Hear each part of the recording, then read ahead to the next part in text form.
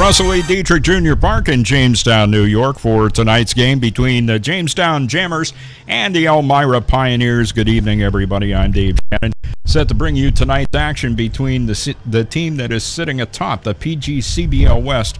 That, of course, is the Jamestown Jammers, coming into tonight's game with a oh, hang on just a second here. Give me some games that we are upcoming, and somehow that has slipped out of us. As last time I checked, I think we're either 5 games up on Geneva. Surprisingly, the Pioneers as they continue to climb standings, and what is certainly a big obstacle for the Jamestown.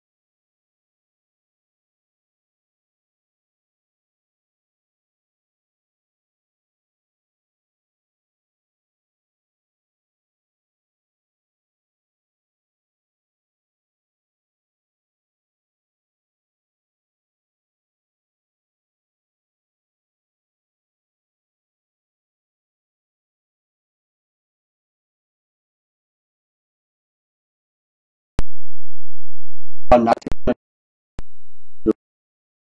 and start, so exactly the same. Okay. What do you consider your primary pitches? All 4 of them. I take a lot of pride in being able to throw all 4 for strikes.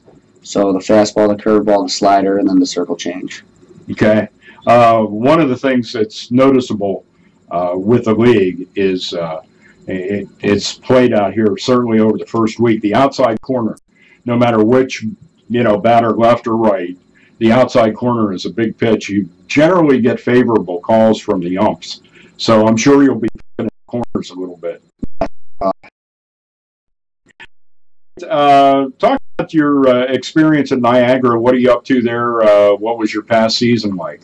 Our past season was really great. We ended second in the nation. We made it all the way to the national championship game, and that was down in Greenville, Tennessee. And we had a great year. I had a lot of injuries, a lot of big injuries, and we really battled through adversity and really grinded it out and had a great year. That's good to hear. Personally, for you, how many starts did you get? How did your record turn out?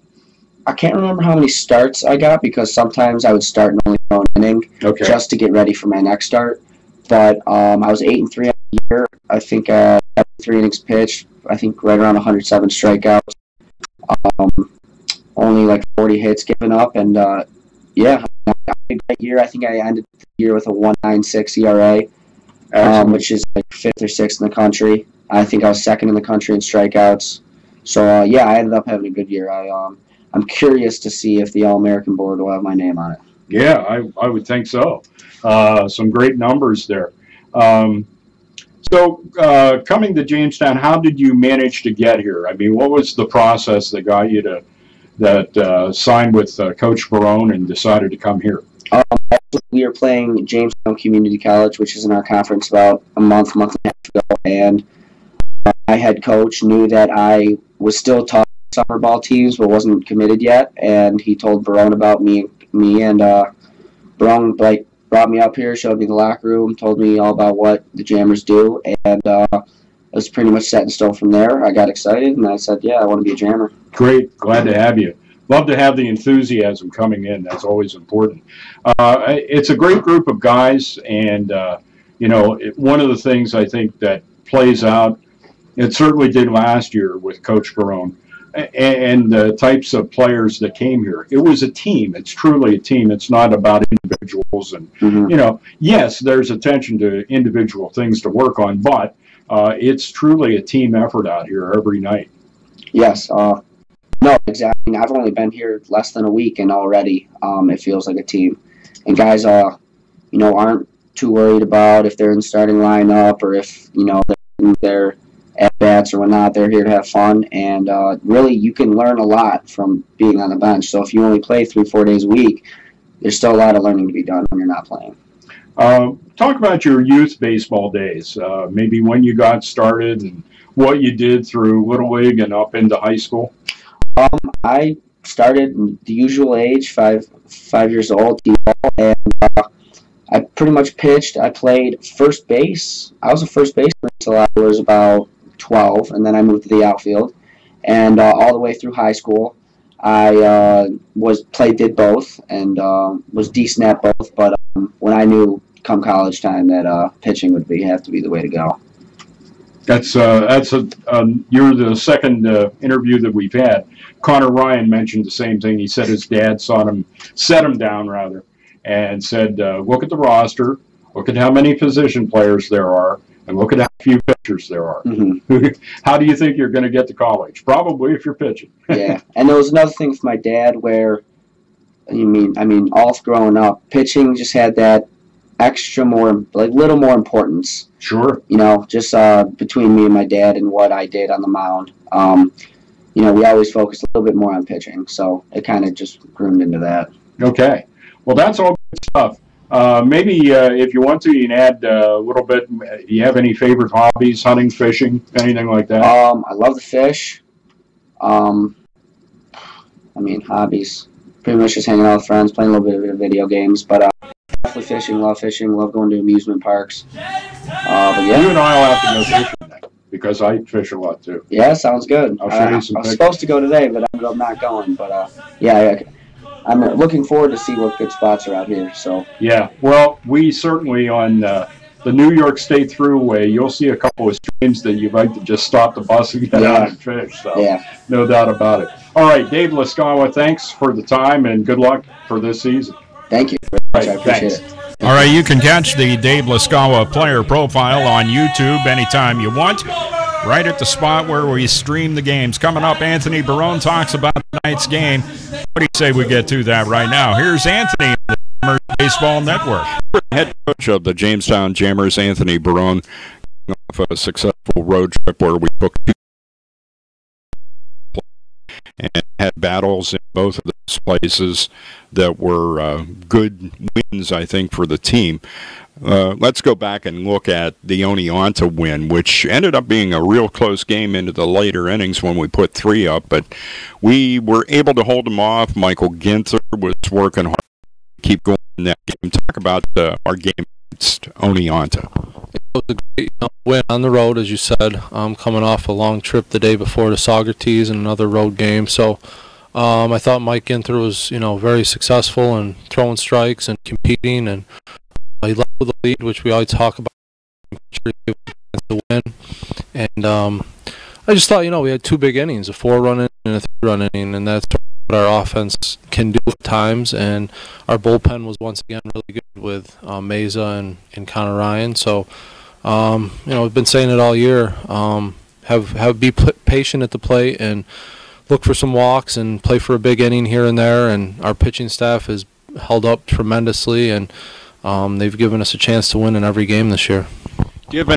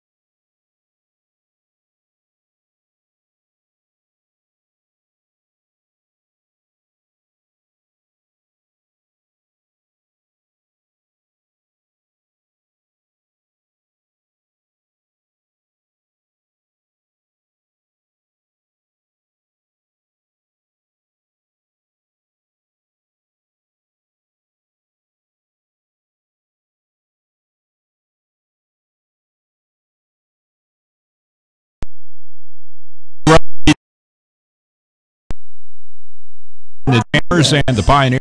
The Pioneers batting order for tonight. Shortstop number 6, Brent Rodriguez, batting second. Center fielder number 1, Colton Evans. Third, second baseman 5, Troy Dixon. Batting fourth, a catcher number 35, Marshall Gilbert.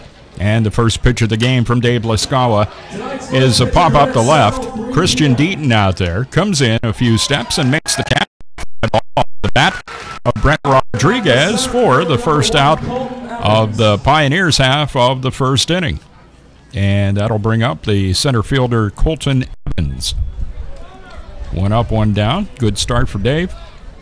Rest of the order, hitting fifth, right fielder number 14, Arton Schaefer. Batting sixth, DH number 4, Connor Grammis. Batting seventh, left fielder number 22, Aubrey Major.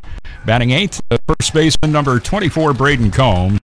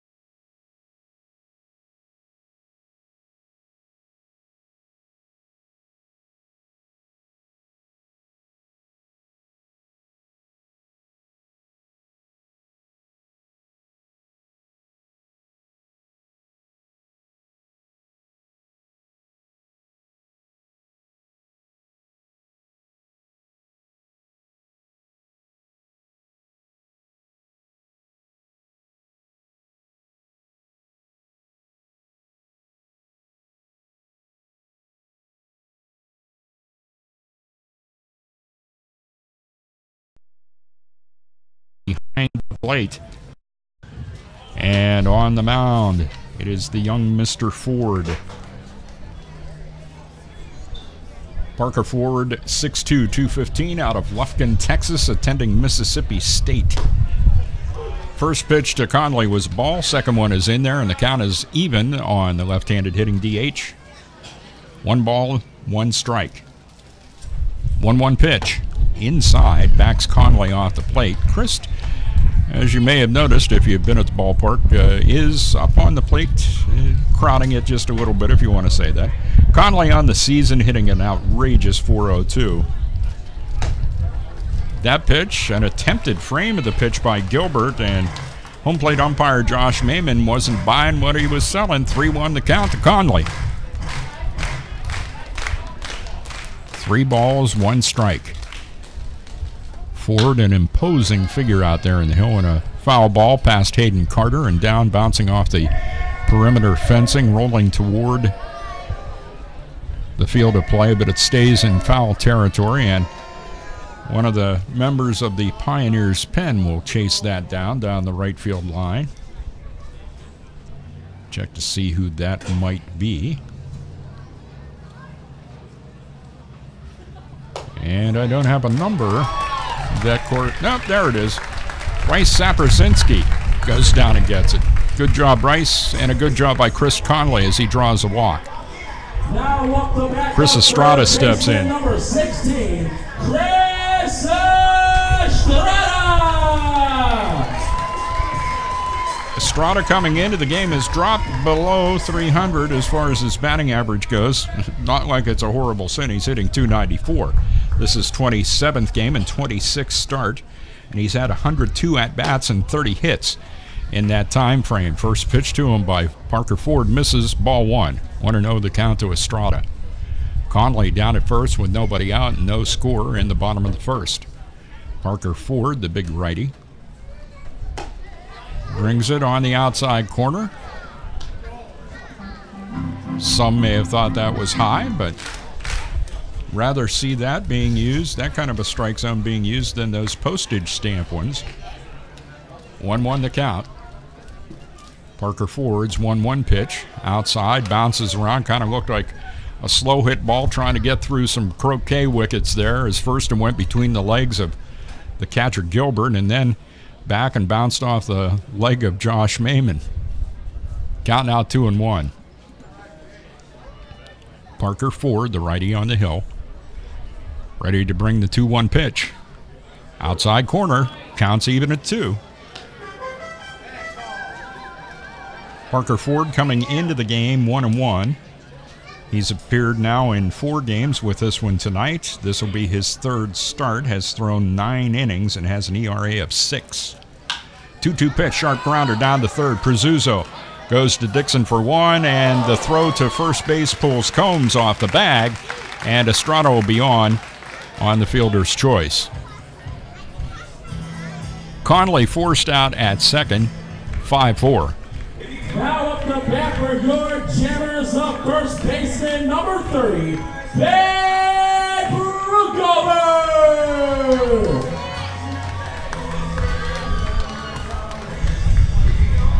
So Ben Brookover will step to the plate with Chris Estrada down at first, and 1 out here in the bottom of the first.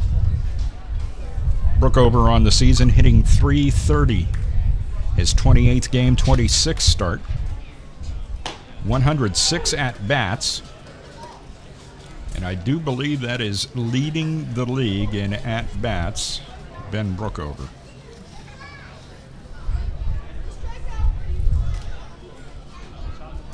Brookover and Estrada 1-2 in the PGCBL in at-bats. 0-1 the count to Ben. Over the inside corner and called strike 2. So Ben quickly behind to Parker Ford. No balls and 2 strikes.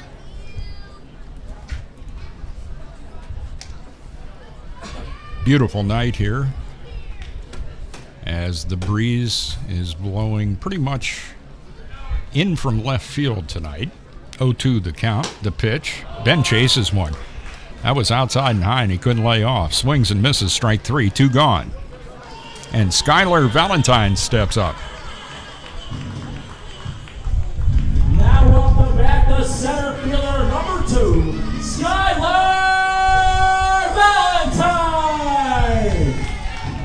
Skyler in his 26th game, 26 start, 30 for 91, 23 runs scored, hitting .330. What a season he's having. Certainly worthy of the All-Star game, I'd say. Especially when you add in those catches. Line drive right at the shortstop.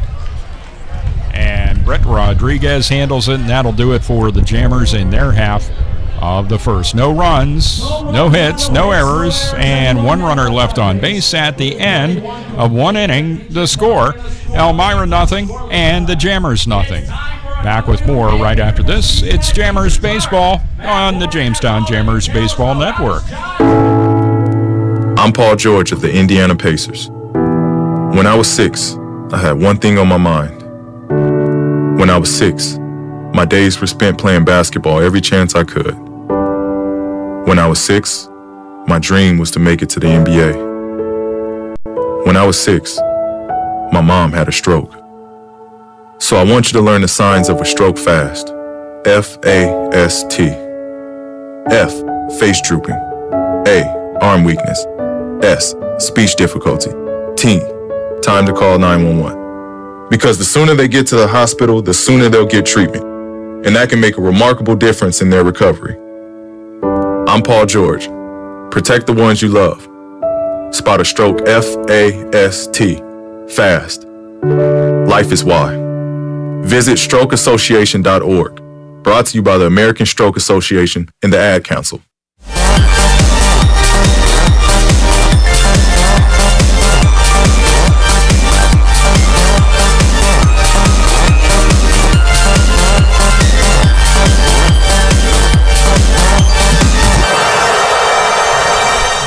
Back at Russell Lee Dietrich Jr. Park in Jamestown, and the Jammers and the Elmira Pioneers locked in a scoreless deadlock at this point, as we seem to have a problem with one of our pieces of gear.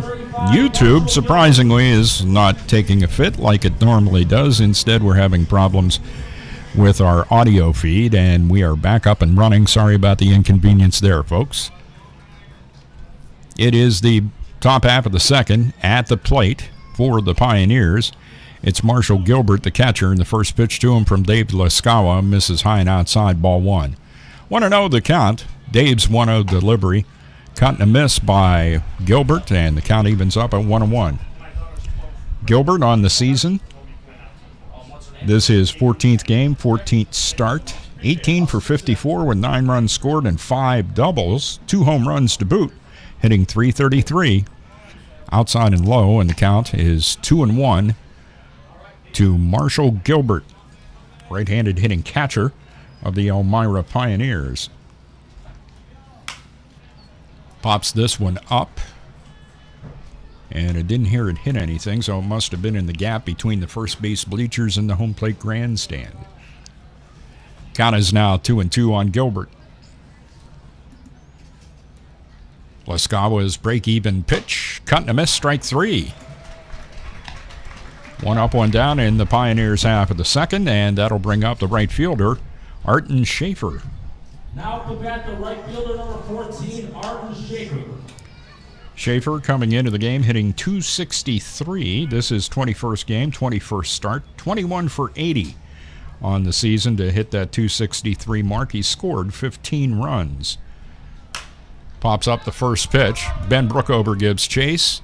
That one will be out of play as it hits in the gap between the first base bleachers and the bullpen of the Pioneers. Strike 1. No balls and 1 strike to Schaefer. Of course, we got our $2 celebration going on right now. And still to come this week. Don't forget about $5 Friday. All seats in the park are only $5 on that night. That pitch misses, and the count is even at 1 on Schaefer.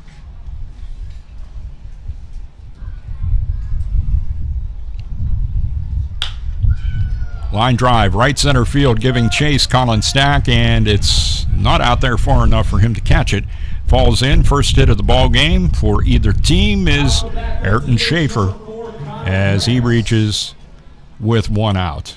Connor Gramis, the DH, will step up now for the Pioneers. Kind of guy you want to have in the game. He's hitting .347 for Elmira for 15th game and 15th start. 17 for 49. He scored 8 runs. He's hit 2 home runs on the season. Has a runner down at first in Ayrton Schaefer. With 1 out, toss over to first by Dave Laskawa. And back safely is Schaefer. On-field games, special giveaways all coming up on Friday night. We'll be on the road tomorrow as we head out to Geneva to take on the Red Wings, a 7:05 scheduled start. Catch the action here on the Jammers Baseball Network. Laskawa comes to the plate to DH Connor Gramis, and it's strike 1. 0-1 the count. Gramis, the right-handed hitter.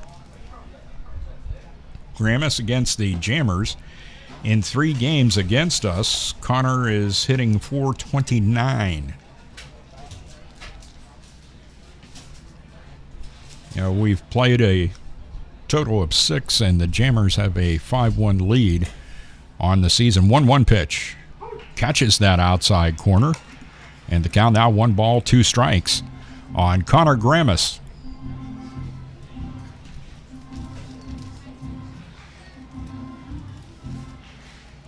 Gramis at the plate with runners on base. Connor hits .320. 1-2 the count. Pitch by Laskawa is fouled off sharply over the first base bleachers. Well out of play. Count stays at 1-2 on Connor Gramis. Gramis on the road is hitting .375. Pitch misses outside and up quickly from behind the plate for the Jammers. Almost made the snap throw as Matt Cross, but he didn't. He did get the attention of the runner down there, Ayrton Schaefer. That one's fouled back again by Gramis, and a couple of foul balls. Count it 2-2. Aubrey Major is on deck. 2 balls, 2 strikes. As you can hear the wind continuing to blow here tonight. Yeah, I'm sure a lot of fans are very happy about that at this point. It's very hot there this afternoon. Anthony Barone, the head coach of the Jammers, always throws batting practice, and I don't know how he does it on days like this. 2-2 the count. The pitch by Laskawa. Grounded down the third base line. Count remains even at 2.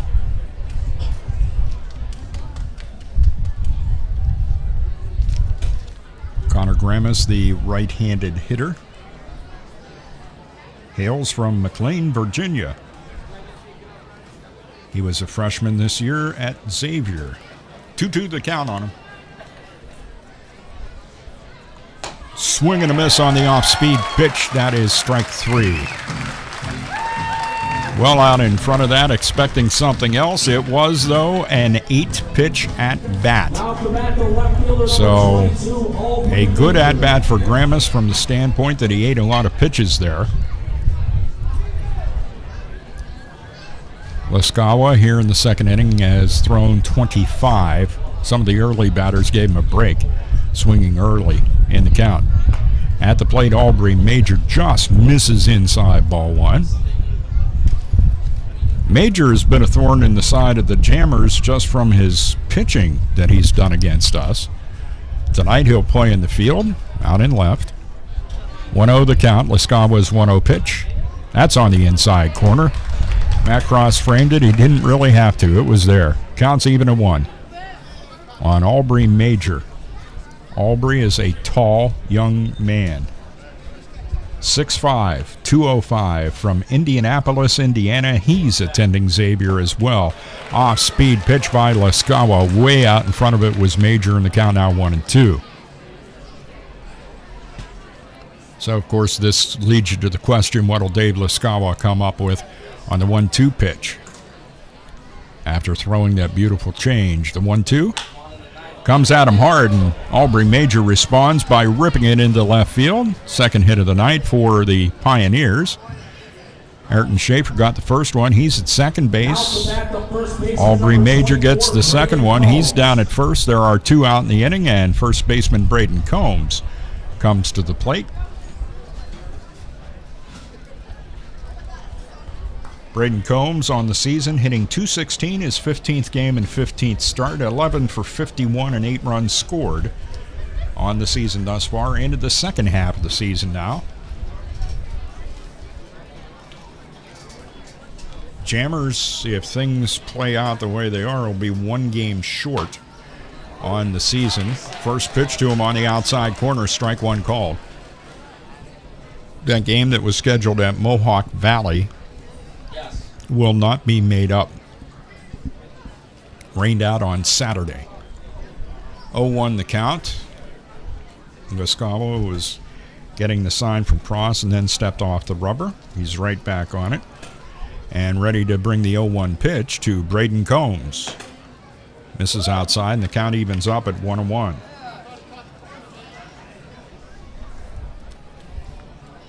Braden Combs against the Jamestown Jammers, hitting .125 in 3 games that he's played against us. 1 ball, 1 strike, 2 out, 2 on the pitch. Misses outside, the count 2-1 now on Braden Combs.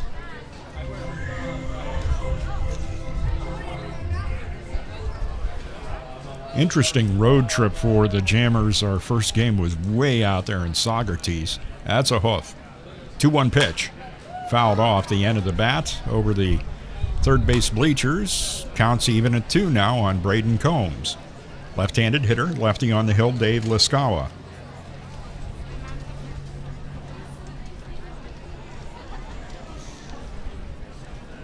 But the Jammers with 2 really good victories out there on the road against Saugerties and Oneonta.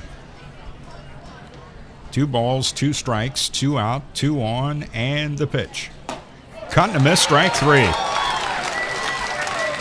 In between a couple of singles, you had 3 strikeouts. That's not a bad thing.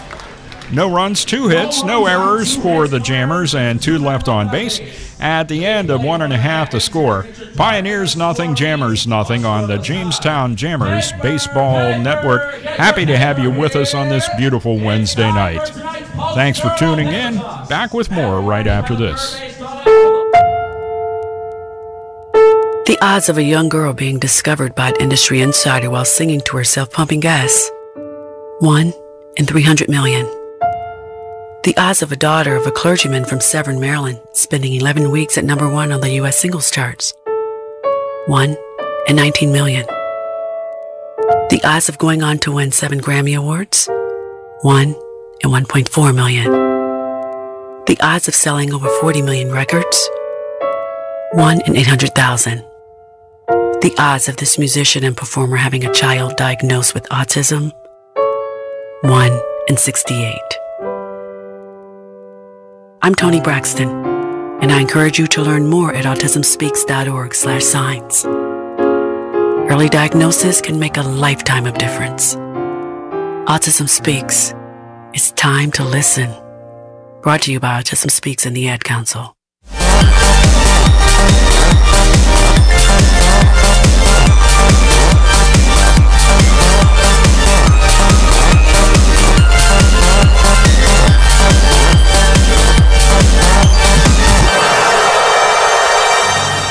Couple of youngsters doing the newspaper toss down the third base line, between inning fun that we always have here at Russell E. Dietrich Jr. Park. And don't forget about this coming Sunday. It's another Kids Day. Kids get into the ballpark for free when they join the Kids Club, and they join that for free.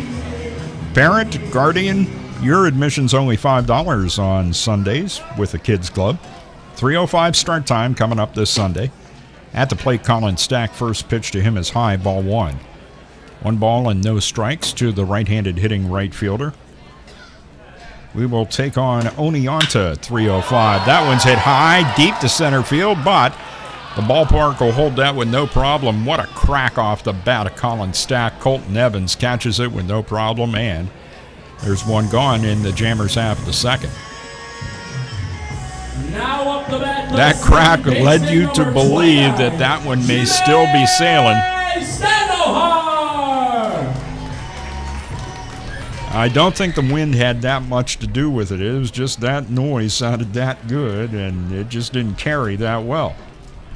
Jimmy Standahar bunts. Out from behind the plate, Gilbert makes a throw down to first to Combs, and they get Jimmy Standahar. Jimmy tried to catch him off guard there, maybe not expecting, and they certainly weren't expecting that bunt on the first pitch. And there's quickly 2 away in the Jammers half of the second. Catcher Gilbert, the first baseman Combs, to retire Jimmy for the second out of the inning. Left fielder Christian Deaton steps to the plate. First pitch to him misses outside, held there for a while by Gilbert, and I understand why. That's usually a PGCBL strike, but it wasn't that time. That one is over the outside corner, and the count evens up at 1-1 on Christian Deaton. Christian coming into the game hitting 194. This is 19th game and 14th start for Anthony Barone. 7 for 36 and 11 runs scored inside high. The count 2-1 on Deaton. Christian Deaton, one of those guys likely to walk. He has 23 free passes on the season, and only Chris Conley has more. It's a little blooper down toward Hayden Carter in the first base coach's box. Counts evened up at 2. 2 balls, 2 strikes. Nobody aboard, 2 out. Bottom of the second and no score in tonight's game. Jammers have yet to reach base safely. Pioneers have 2 hits. Parker Ford on the mound shakes off 3 signs. 4 signs, and that's too much for Christian Deaton. He steps out.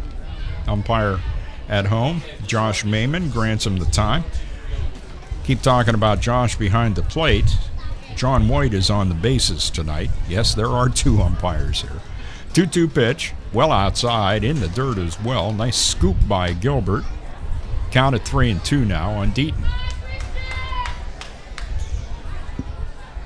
3 balls, 2 strikes, and the pitch by Ford, high outside, ball 4.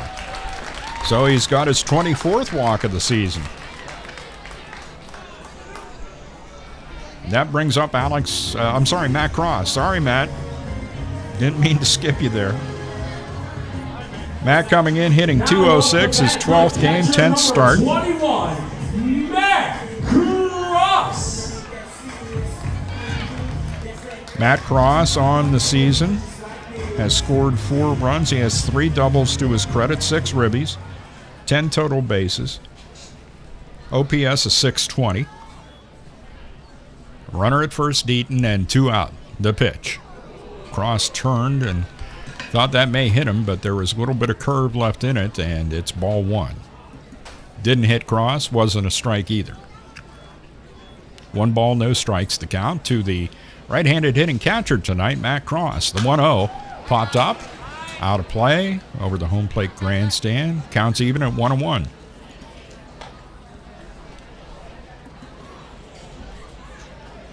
Interesting thing there about Parker Ford. As I had mentioned, he's a pretty imposing figure out there on the hill at 6'2", 215. And he's going to grow some more yet. Just finished his freshman year.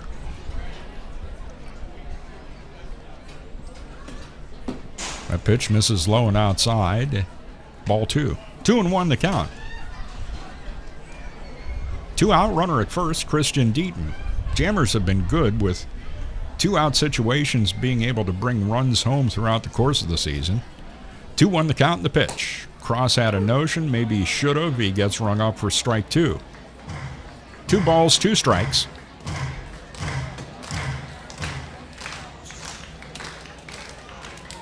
Parker Ford looks in. Instantly has the sign he wants that time and brings the 2-2 pitch. Inside corner, strike 3 called. Cross had a notion again and probably should have, as he is rung up for the 3rd strike. No runs for the Jammers, no hits, no errors for the Pioneers, and a runner left and Christian Deaton. We've completed 2. The score, Pioneers nothing, and the Jammers nothing. More after this on the Jammers Baseball Network. In the small town of Elmira, New York, a boy was born into an all-American family. The odds of him opening his own clothing store at the age of 18? 1 in 138,000. Excited to be a part of pop culture, he packed for the big city. The odds of finding someone to invest in his vision? 1 in 4.5 million. The odds of him achieving his dream in the fashion industry? 1 in 23 million. The odds of having a child diagnosed with autism? 1 in 68. I am Tommy Hilfiger, and my family is affected by autism. I encourage you to learn more at autismspeaks.org/signs. Early diagnosis can make a lifetime of difference. Brought to you by Autism Speaks and the Ad Council.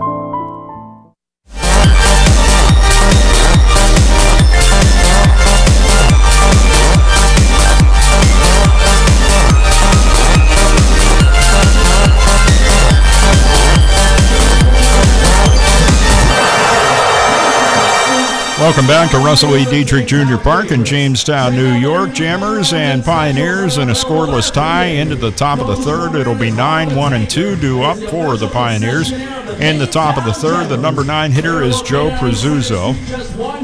And coincidentally, where's number 9? Top of the order is Brett Rodriguez. And then the number 2 hitter, where's the number 1? Center fielder Colton Evans.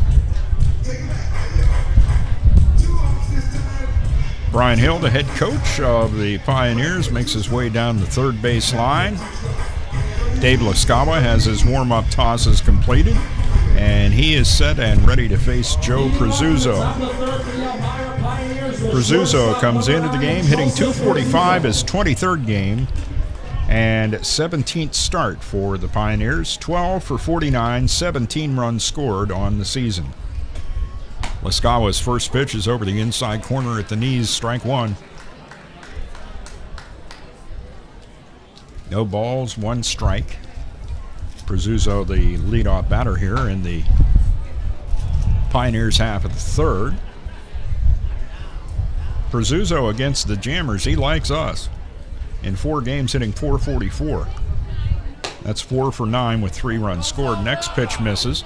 And the count is 2-1 to Joe Prezuzzo. Prezuzzo, as a leadoff batter on the season, is hitting .200. The 2-1 pitch to him, checks his swing, takes ball 3. 3 balls, 1 strike. Dave Laskawa trying to get the leadoff batter here in the top of the third. Swing and a miss, and the count is now 3-2. Very effective change for Dave Laskawa tonight on the hill for the Jammers. 3 balls, 2 strikes. And it's ball 4. The payoff pitch misses. Down to first goes Prezuzzo, and shortstop Brett Rodriguez will step up.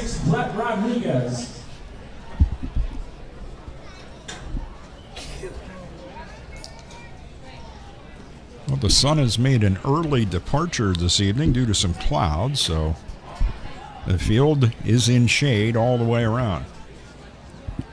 Rodriguez steps in. Hit a fly ball out to Christian Deaton. First out of the first inning. The first pitch to him's high, ball 1. Laskawa throw him a bit high here in the top of the third inning, and makes a toss over to first. I'll tell you what, his motion to first, he almost looks like he's coming to the plate every time. Prezuzzo, pretty standard lead off the bag at first. Prezuzzo does have 4 stolen bases and has been caught once. The pitch to Rodriguez, a strike, and the count evens up at 1-1. 1 ball, 1 strike, 1 on, nobody out, top of the third. Elmira's had the better opportunities so far in the ball game, but have yet to score. Estrada creeping in at third, the 1-1. Squaring the bunt and pulling back is Rodriguez and taking ball 2. 2 balls, 1 strike.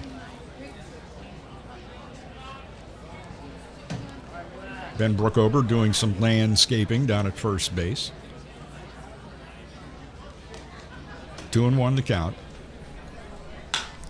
This one's popped up the right. Colin Stack has to come in about 6 steps. Makes catch. 1 gone in the Pioneers' half of the third. Bringing up the center fielder Colton Evans. Number 1, Colton Evans. Evans struck out swinging on a 1-2 pitch for the second out of the first up here in the third. Score's the same as when he was up the first time. 0-0.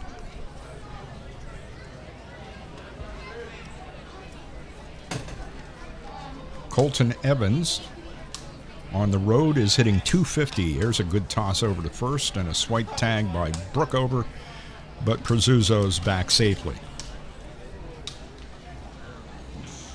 And with Colton Evans at the plate, Chris Estrada well off the line at third. Evans a left-handed hitter. And also Estrada's in on the grass a good ways. A swing and a foul back by Colton Evans. The count's no balls and a strike.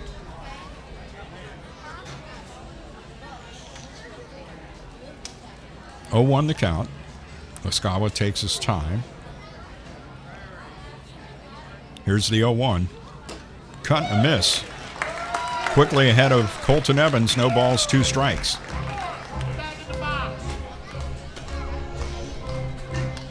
What will Dave Lascava come with next? A little change-up action, maybe? Maybe a fastball? Let's see what Dave brings. Right down the pipe. Slider, and Evans watches. Strike 3. 2 gone. Leadoff batter in the inning, Joe Prezuzzo, walked, and he's still down at first. Rodriguez popped out to Colin Stack in right. Evans just called out on strikes. Now Troy Dixon, the second baseman, steps in with 2 out, and that runner down at first. Estrada creeping in on the inside corner. Nice pitch by Dave Lascava. Strike 1. Dixon struck out swinging on a 1-2 pitch for the final out of the first. 0-1 the count here. And there goes Prezuzzo, and a little hit and run action, and Dixon fouls it back. Count is 0-2. Hit and run is the old term that was used over the course of time when describing that over the radio by announcers. It's actually more run and hit because the runner always takes off first. But we'll still call it a hit and run in homage to those broadcasting greats over the course of time, of which there have been many. 1 ball, 2 strikes, 2 out. Runner at first is Prezuzzo, and a quick toss over there, snap toss really that time, by Lascava, sending him back to the base. Dave from the stretch comes set. There goes Prezuzzo. They have him picked off, but Brookover makes a bad throw down to shortstop. Backing up in the play, left fielder Christian Deaton, and Prezuzzo will not have an opportunity to advance.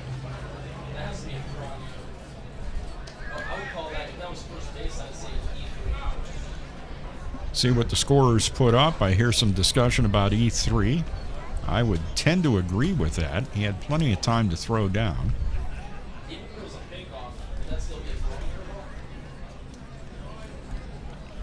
Nothing's popped up on the board. Prezuzzo's down at second. This one's fouled back by Dixon. Count remains at 1-2. Runner in scoring position for Troy Dixon. And in that situation, Dixon on the season has cashed in a few, hitting .333 with 7 ribbies. 1-2 the count. 2 out. Lascava's pitch misses outside. Count evens at 2.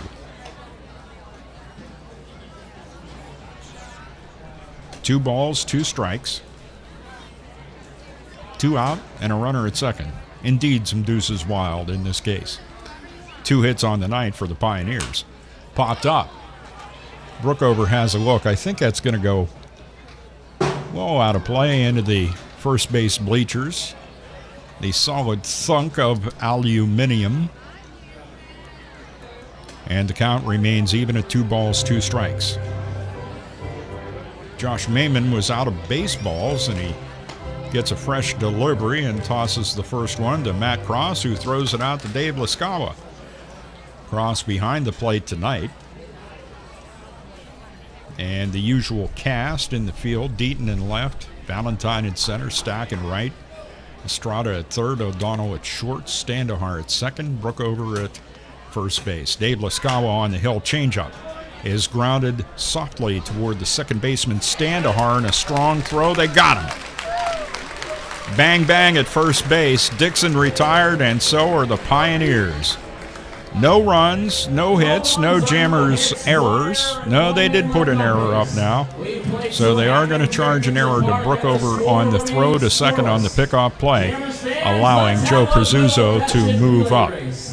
And all of that said, there was a runner left on base to boot. We have completed 2.5. The score, Elmira nothing and the Jammers nothing. Back with more after this on the Jamestown Jammers Baseball Network. Hope you're having a great 5th of July. And you should have been here at the ballpark if you're not. We're having some fun. What is that? Oh, it's my time machine. Does it work? Sure, just hit this button. Whoa, dinosaurs. Cool. Or we can go here. Hey, that's Napoleon. Oui. Or we can go to the future. Wow, hey, you have this nice house. Do I have a nice house? No, you didn't save any money, always spent it on vacations and stuff. If only there was a way I could go back in time and correct that bad habit. Yep. Okay, the time machine is not real, but the saving thing is. Get in the habit of putting some of your money in savings each week through a 401k, savings account, or financial investments. Put away a few bucks, feel like $1 million. For free ideas and easy tips on saving, go to feedthepig.org. That's feedthepig.org. What does this crazy little button do? Wait, no! This message brought to you by the American Institute of Certified Public Accountants and the Ad Council.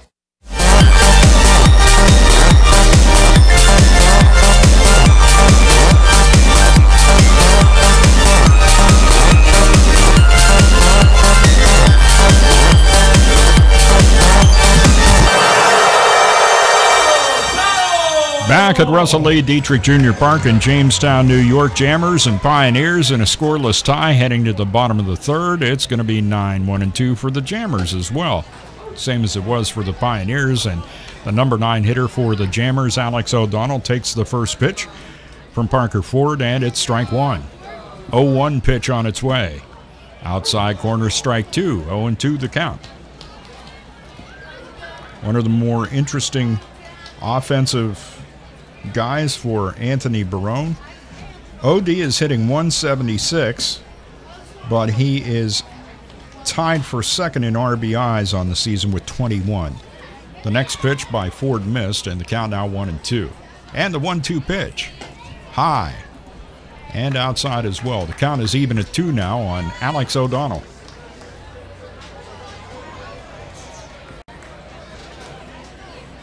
The other interesting thing about OD, he has 2 home runs on the season. Had a home run cut there, and he missed it. And he's out number 1 here in the bottom of the third.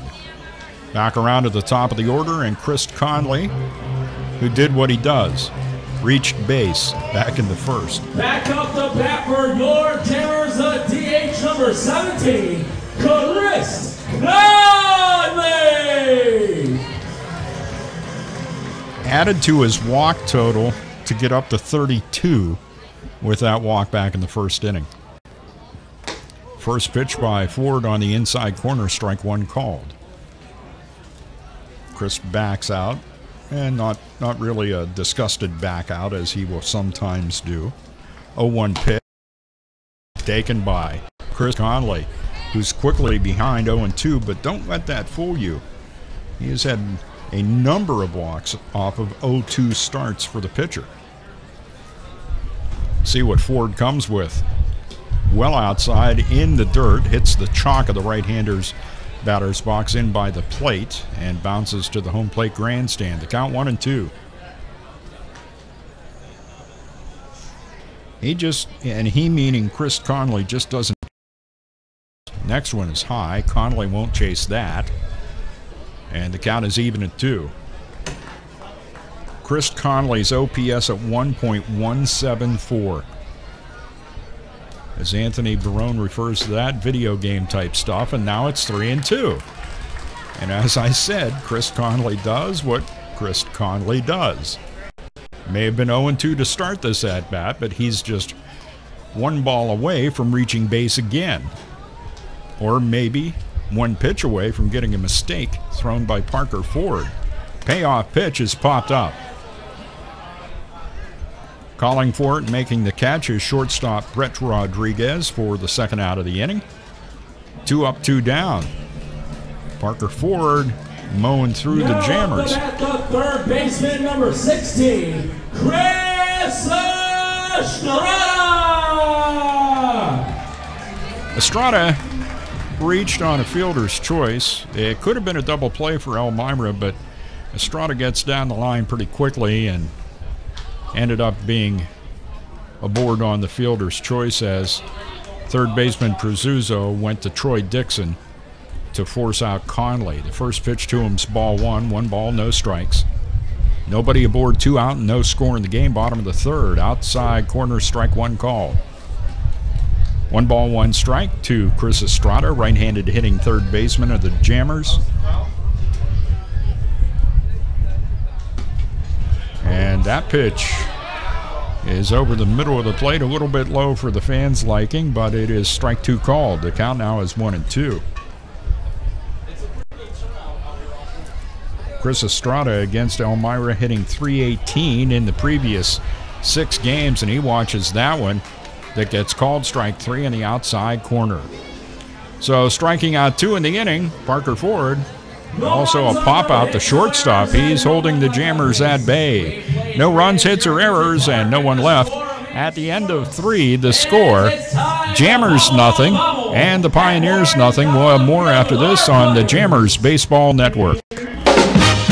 Penswood.net Classifieds offers the freshest, most recent classified ads available with over 1,500 new ads each day.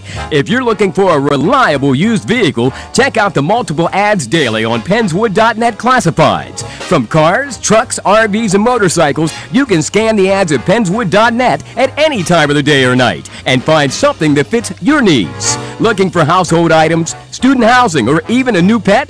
Penswood.net Classifieds has it. Penswood.net, where you can buy, sell, or trade locally.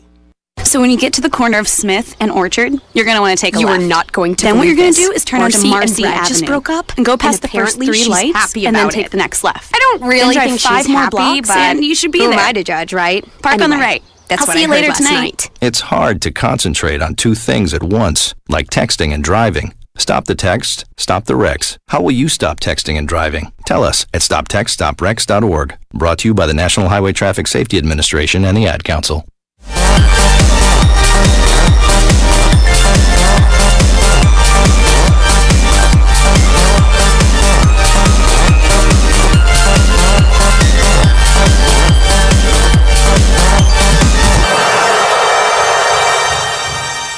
Back at Russell E. Dietrich Jr. Park in Jamestown, New York, the Jammers having a bit of trouble getting on track here in tonight's game, as Parker Ford has held the Jammers hitless through the first 3.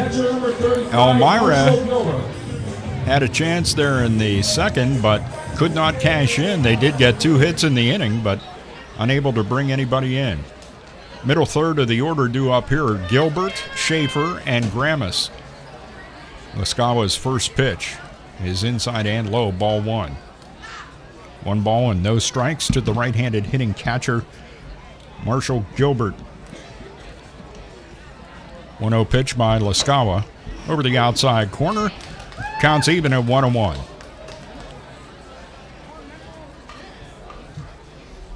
One ball, 1 strike. Dave's 1-1 pitch, nice changeup. You could see Gilbert kind of melting into a puddle there in the right-hander's batter's box as that came in. I think he felt for sure that that was going to be called a strike, and it was, and the count is now 1-2. And the 1-2 pitch, curveball that time from Lascawa's fouled off down the first base line and beyond the bleachers down there. Count remains 1-2. Matt Cross did not get the ball back to Dave Lascawa in a position where Dave caught it. Jimmy Standahar backing up comes in and gets the ball for Dave. Count 1-2. And the pitch. Oh, diving attempt by Jimmy Standahar cannot come up with that line drive off the bat of Gilbert. Leadoff single for the Pioneers in their half of the fourth. Off the back, the right fielder, number 14, Arden Schaefer. There's no doubt that the Pioneers have had the best of it as far as offensive opportunities go.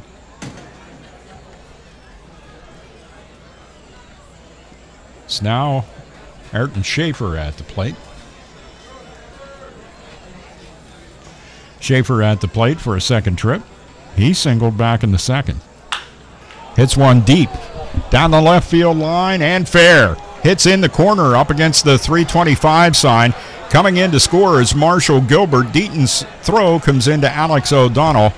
Stopping at second base is Ayrton Schaefer, and Marshall Gilbert scores the go-ahead run for the Pioneers. They lead it 1-0. Gilbert coming around from first. Schaefer with a double down the left field line.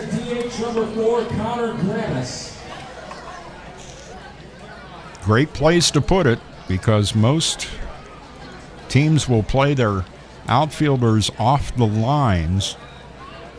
And if you're going to pull one, pull it well, and Schaefer did. He's at second. Nobody out. The pitch. Right down the pipe, taken by Connor Grammas, strike one. Grammas up for a second trip. Struck out swinging on a 2-2 pitch for the second out of the second. Dave Lascawa could use an out here on someone at the plate. Schaefer with just a small lead off the bag at second. That one's over the outside corner and taken by Grammas, strike two. No balls and 2 strikes to the right-handed hitting DH Connor Grammas. A run on 4 hits now for the Pioneers. Pioneers have been putting the wins together. The 0-2 pitch misses outside, and the count 1-2. Anthony Barone and I talked about this in the pregame show, about how these young guys are beginning to gel for Elmira.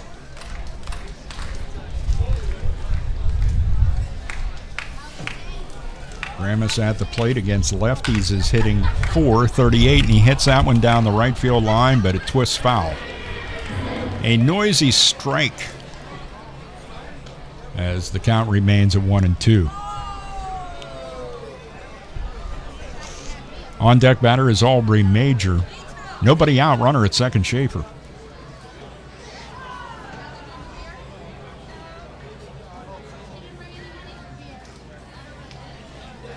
Connor Grammas awaiting the 1-2 from Dave Lascawa. Off-speed pitch, he pulls that foul down the third base line. Still 1-2 on Connor Grammas. Grammas with runners in scoring position, hitting .375.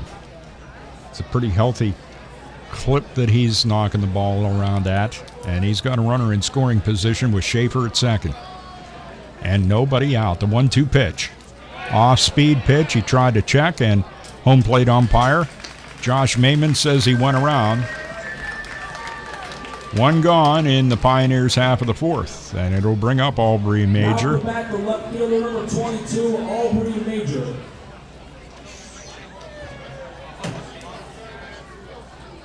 Jammers bat boy delivers some fresh baseballs to Josh Mayman behind the plate. Aubrey Major steps in. He singled back in the second. Total of 4 hits so far for Elmira, and they're leading 1-0. Lascawa's first pitch hit on a line towards center field. Valentine comes in, makes the catch, and the runner will not try to score. It's not cut off by Brookover, and that allows Aubrey Major to move up to second base. Single to center with one out for Aubrey Major. And it'll bring up Braden Combs, the first baseman.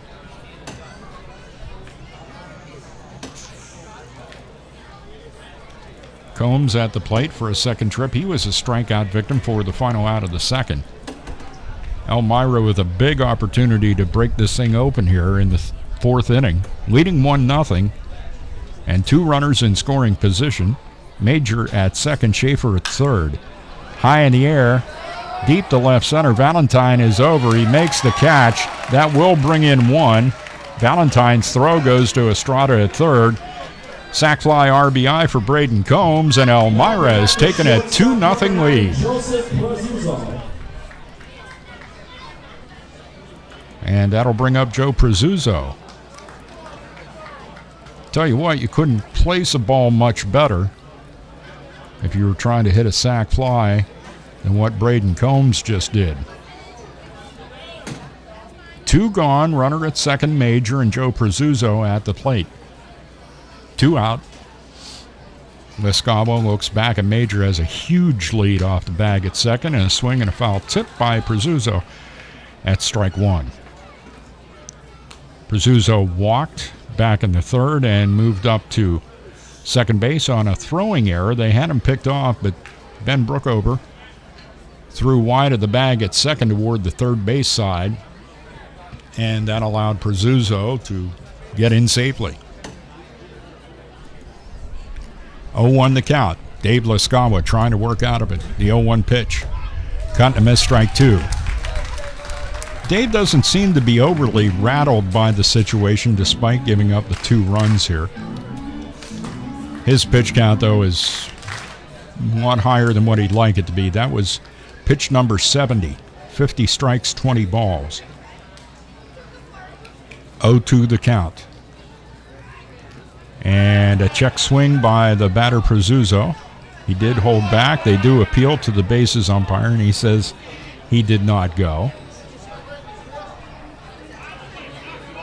So the 1-ball, 2-strike count is there with 2 out. 2 runs on 5 hits now for Elmira. The Jammers have yet to reach base with a hit. Runners have been on base via the walk, but that's it. 1-2 the count, 2 out. Lescavo trying to get out of it here in the fourth. Takes too long. Prezuzzo calls time, and home plate umpire Josh Mayman grants it. Prezuzzo steps out and then right back in. Dave Lescavo turns, throws to second. Oh my, was that close to picking off Aubrey Major. Alex O'Donnell thought they had him, and the bases umpire said he got back in safely. Good quick throw by Dave Lescavo and a good reaction by Alex O'Donnell to get over there and get that tag down. But Major gets in underneath that tag and remains at second base. The 1-2 count still on Prezuzzo in the pitch. Swing and a miss, strike 3. Lescavo retires Joe Prezuzzo and the Elmira Pioneers in the top of the fourth, but they do get 2 runs across. They do that on 3 hits. There were no Jammers errors, and there was 1 runner left. We have completed 3.5 in the score. Pioneers 2, Jammers nothing. Back with more after this on the Jammers Baseball Network. This is why you work so hard to pay the mortgage. Because home is more than 4 walls and a roof. It's that porch swing on a summer night. It's pajamas with feet and everybody over for Sunday dinner. And that old stuffed chair in the living room you just can't get rid of. This is why you work a second job. This is why you learn to fix things yourself, so you could save on repairs. Because home is your place, your memories, your family sleeping in their own beds at night. And that is why we want to help. We are making home affordable, a free government resource that can make paying the mortgage easier. And now even more options are available. Call 888-995-HOPE today. That's 888-995-HOPE.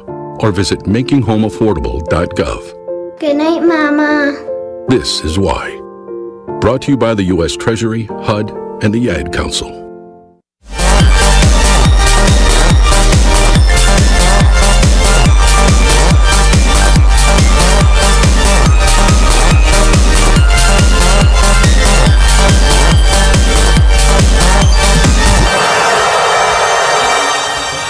Back for the Jammers half of the fourth, and for those of you who may have been watching the game on YouTube, you saw a rather animated discussion between Anthony Barone and home plate umpire Josh Maiman before Anthony went down to the third base coach's box. Ben Brookover at the plate takes the first pitch from Ford. That is ball one. Brookover from San Antonio, Texas, attending UTSA, just finished up his junior year. The 1-0 pitch over the outside corner, counts even at 1. Ben struck out swinging when he chased one high and outside for the second out of the first. 1-1 the count on him here. The pitch by Ford. Reaches out, hits a high chopper over the head of Ford, charging Dixon, bare hands, throws, and gets Brookover. Nice play, Troy Dixon, the second baseman of Elmira, to retire Ben Brookover for the first out of the Jammers half of the fourth. Now up the bat, the center fielder, number 2, Skylar Valentine.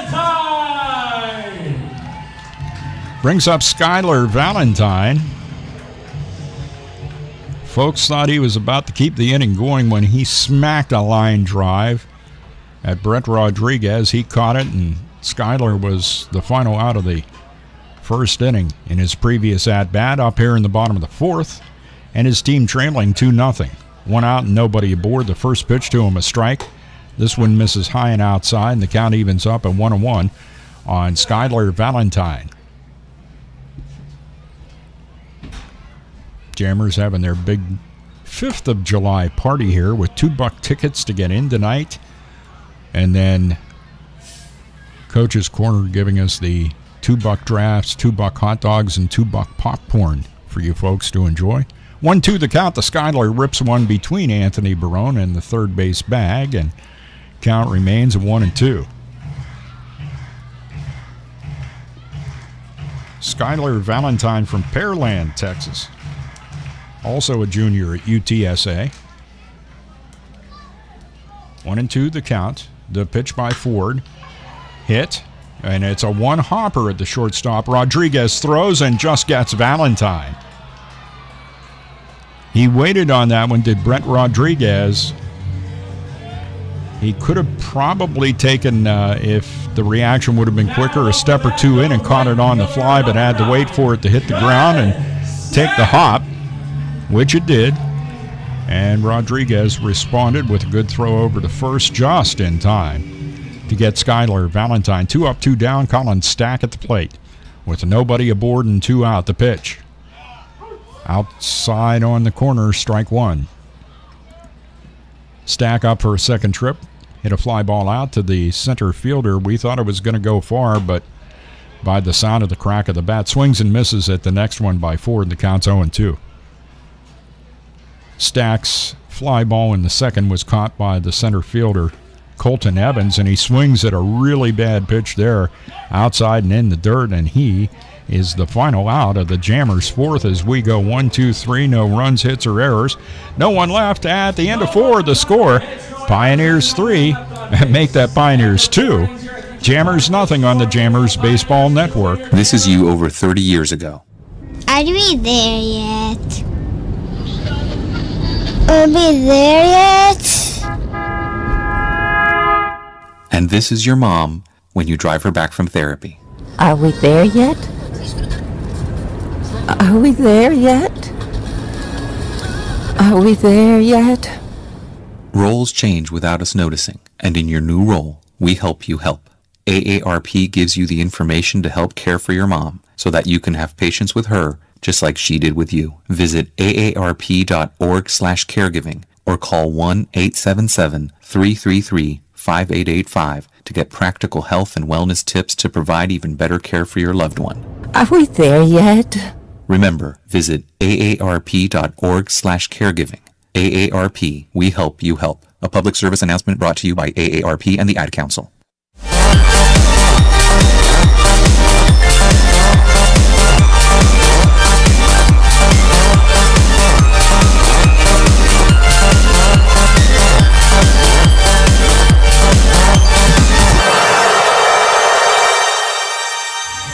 Back at Russell Lee Dietrich Jr. Park in Jamestown on $2 Wednesday. Only time this one's going to happen this season. Hope you took advantage of it and you're out here enjoying the game. There will be other promotions coming up throughout the course of the season. Make sure you make plans to join us. Elmira Pioneers' first chance to see Dave Lascawa, and they've responded rather well, scoring 2 runs on 5 hits. The Jammers, first time that they've seen Parker Ford.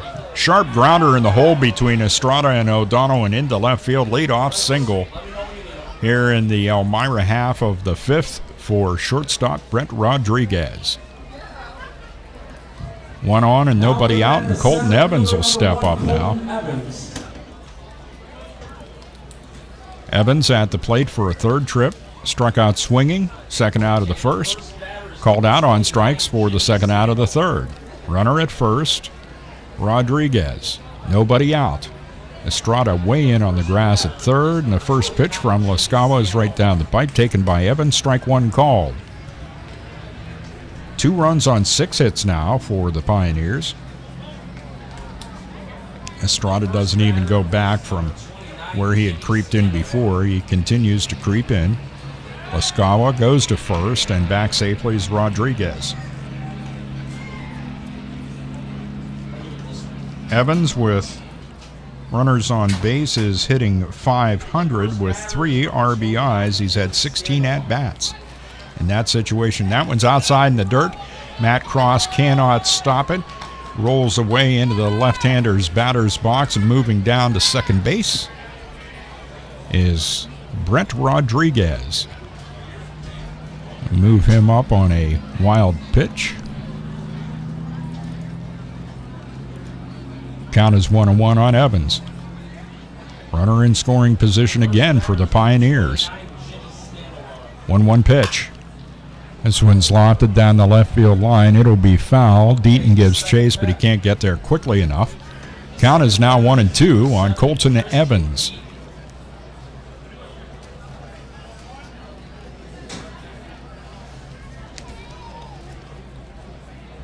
Colton Evans hails from Modesto, California, attending UC Davis. Just finished up his freshman campaign there. 1-2 the count. Runner goes, grounded back to Dave Lascawa. Goes about halfway over and makes the little underhand toss to Ben Brookover, and Rodriguez moves up to third. He was off before. Evans even swung. So retire Evans. 1-3, and bring up second baseman Troy Dixon. Runner at third, and just 1 out. Dixon's 0 for 2 to this point. Struck out swinging in the first, and hits a line drive toward right center field. Valentine's over and makes the catch, but because of the position he was in, that's going to allow the runner to score from third. But another great catch, this time in right center field by Skylar Valentine, retiring Troy Dixon for the 2nd out of the inning. It's now 3-0 in favor of the Pioneers.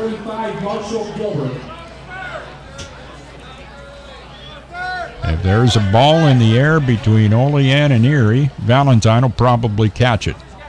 They appealed down to third, and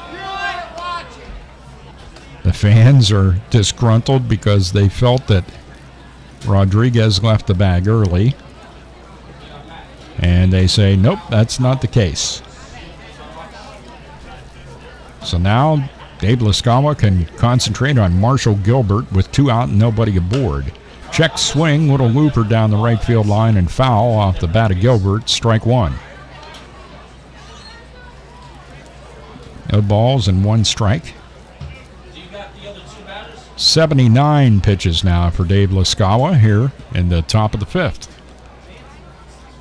0-1 pitch. Beauty.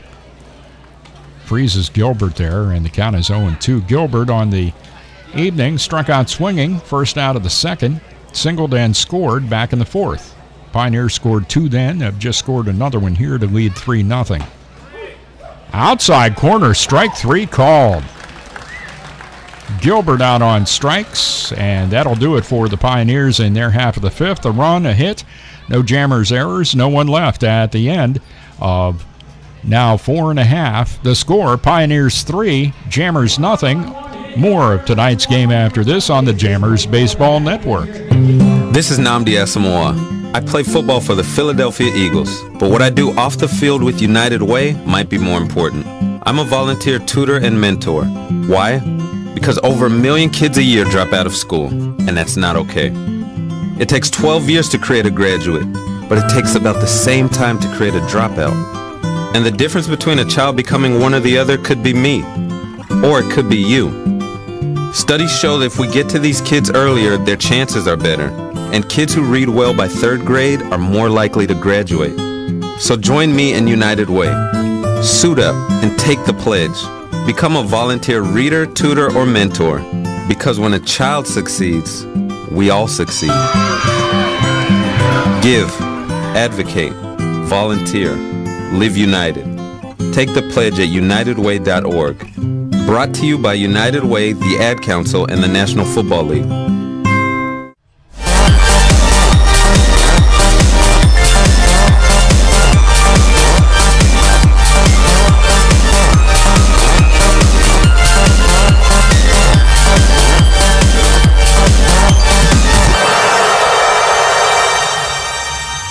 Apparently, Parker Ford had some business to take care of. He just got out onto the mound to throw his warm-up tosses here for the bottom of the 5th inning. And this time the Jammers will send up Jimmy Standahar, Christian Deaton, and Matt Cross. Standahar will be at the plate for a second trip. Jimmy tried to reach on a bunt out in front of the plate that was fielded by catcher Marshall Gilbert and thrown to Combs down at first, retiring him for the second out of the 2nd. I thought he was going to get a hit out of it, but he did not. So Ford completes his warm-up tosses, and Jimmy Standahar will step to the plate for the Jammers in their half of the 5th, trailing 3-0. This has not happened often to the Jammers in 2017. As we noted, coming into tonight's game with a mark of 22-5 and sporting a 5-1 record against the Pioneers. First pitch to Standahar is right in there, taken by Jimmy, and strike 1 called. No balls, 1 strike. The pitch by Ford. Grounder to the second baseman Troy Dixon, throws to Braden Combs at first to retire Jimmy Standahar for the first out in the Jammers half of the 5th. And the bats have gone silent for the Jammers. Christian Deaton at the plate. Christian, one of the Jammers to reach tonight as he walked back in the 2nd. First pitch to him is on the inside corner, taken by Christian, strike 1 called. Looked like he may think about bunting, and that got the attention of Joe Prezuzzo down at 3rd as he came charging down the line. The 0-1 pitch on the outside corner, and quickly Ford's ahead of Deaton, 0-2.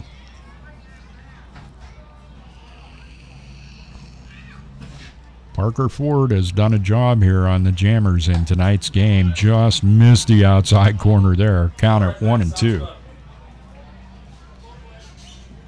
Christian Deaton at the plate from Bakersfield, California, at Cal State Bakersfield. Just completed his junior year. That one's inside low, and the count's even at 2 on Christian Deaton. 2 balls, 2 strikes, 1 out, nobody aboard. Bottom of the 5th, Elmira 3, Jammers nothing. Inside and a bit high, and the count is now full with 3-2 on Deaton. Held there for a long time by Marshall Gilbert.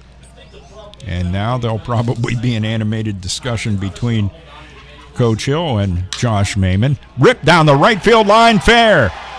Deaton touches the bag, on his way to second. Still chasing it down is Ayrton Schaefer. Deaton's on his way to third, and the relay throw is into Troy Dixon. He can't handle it. Christian Deaton, a one-out triple down the right field line, and the Jammers have their first hit of the night.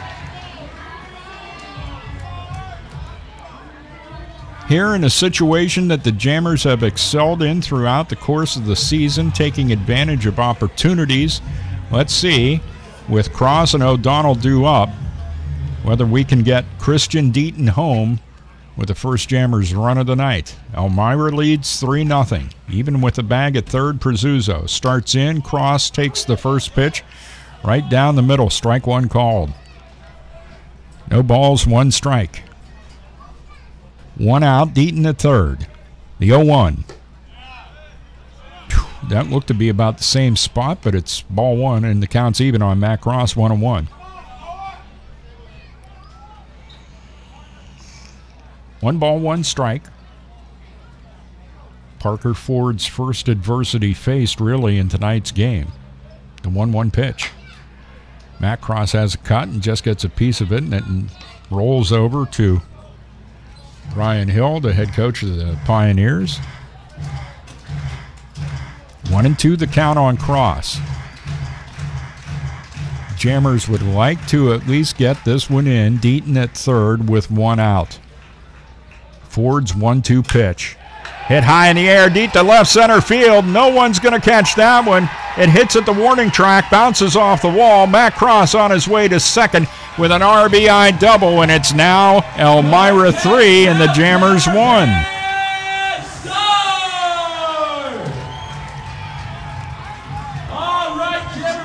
Back-to-back extra base hits for the Jammers after they were held hitless into the bottom of the 5th inning.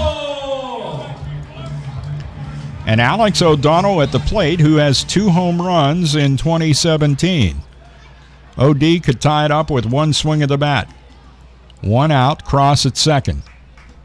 First pitch, OD hits it in the air toward right, shallow. Coming in, the right fielder, Schaefer makes the catch. Cross draws a throw by wandering off the bag at second. Comes into Rodriguez, and Matt Cross immediately was headed back to second base anyway. Fly ball out the right off the bat of Alex O'Donnell, and back around to the top of the order and Chris Conley.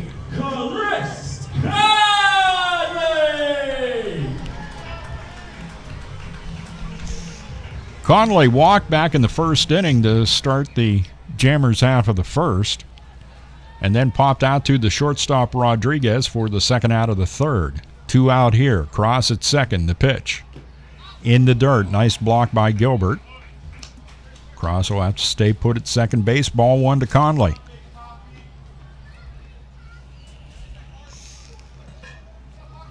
Chris Conley, the one guy you'd want to have up in this situation, knowing his ability to get on base. The 1-0 pitch. Chops it foul down the first base line, fielded by Braden Combs, in behind Hayden Carter. Jammers pitching coach that is, and first base coach. 1-1 the count on Conley. Chris Conley at the plate with runners in scoring position is hitting .452. Cross is at second base. There are 2 out. 1-1 the count. Cross looks in at Ford as Ford looks back. Cross stays put in his lead off the bag at second. Ford comes to the plate with ball 2. 2 balls, 1 strike. Chris Conley has 19 RBIs so far in the season in this position. At the plate with runners in scoring position. Matt Cross looks back at Brett Rodriguez. Just keep an eye on him. Make sure he's not sneaking in behind him for a potential pickoff play. And Parker Ford takes too long. Conley steps out. Gets time and now steps back in. ready to face the big righty of the Elmira Pioneers. 2-1 to count. The pitch. Inside low, ball 3. One thing you will not get out of this young man is chases on pitches that are marginal. He just doesn't do it. And I don't know how he just doesn't do it. It's amazing sometimes the pitches he takes and the amount of walks he's had in the season. 3-1 to count. Ford's 3-1 pitch, high outside, ball 4. So Conley at first, Cross at second, and Chris Estrada, who had been really getting the RBIs earlier in the season. Number 16, Chris Estrada. Brian Hill comes out of the Elmira Pioneers dugout and makes a walk out to talk to Parker Ford.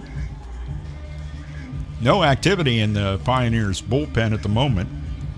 Did see someone up there throwing before, and I didn't assign much credit to that because of the way Parker Ford was sailing along in the game. And now shrugged shoulders from Brian Hill as he talks to Parker Ford out there in the hill, and grabbing a baseball in the bullpen for the Elmira Pioneers is Josh Smith, and he'll begin loosening down there. Josh Mayman comes out to chase Brian Hill back to the dugout, and now Hill's giving Mayman an earful. It's Josh's night for earfuls from both sides.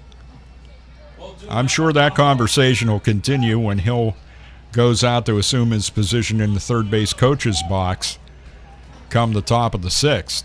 We're in the bottom of the 5th here. Elmira 3, Jamestown 1. Chris Estrada at the plate was backing away from that pitch, and he takes ball 1. 1 ball, no strikes. Estrada on the season for the Jammers with 22 RBIs, leading the team. Has hit a little dry spell at the plate. 1-0 pitch to him. On the outside corner, count evens at 1-1. Chris up for a third trip. Grounded into a fielder's choice to third baseman Prezuzzo back in the first. Called out on strikes, final out of the 3rd. Up here in the 5th with 2 on and 2 out. Matt Cross at second, Chris Conley at first. The pitch. Estrada fouls it back to the home plate grandstand area, and the count's now 1-2 on the right-handed hitting third baseman Chris Estrada.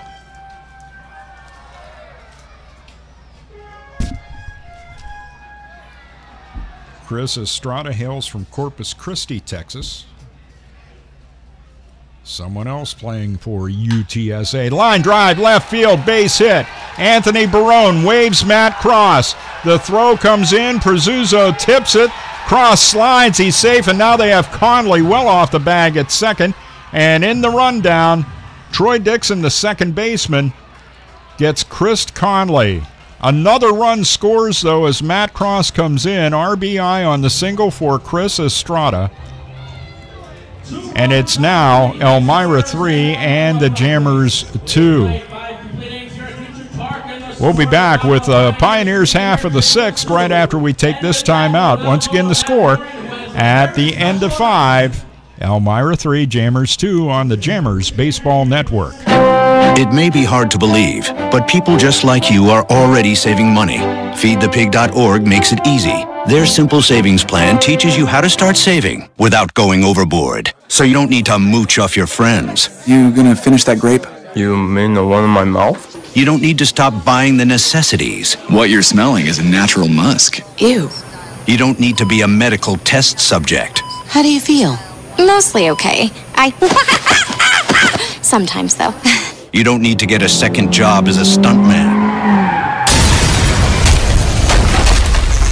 We need a new stuntman! Let's break for lunch. You just need an internet connection. Don't get left behind. Start your personal savings plan with the tips and tools on feedthepig.org. That way, you don't need to sell your soul to the devil. $15 is the best I can do. All right, deal. Brought to you by the American Institute of CPAs and the Ad Council.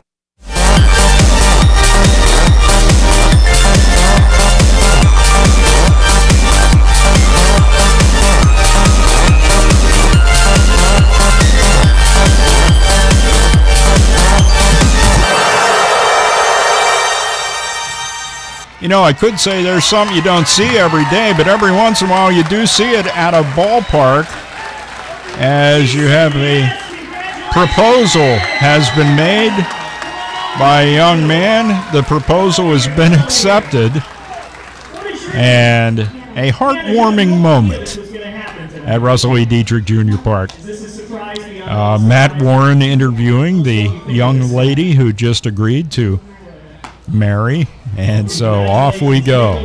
Dave Lascala out on the hill. Dave has thrown 81 pitches so far tonight, 59 strikes, 22 balls. Certainly nothing you can do to complain about that ball-strike ratio. He's done a fine job. Problem is the Pioneers have 6 hits and 3 runs and lead this thing 3-2. He would like to get through the 6th and then hand things over to the Jammers bullpen.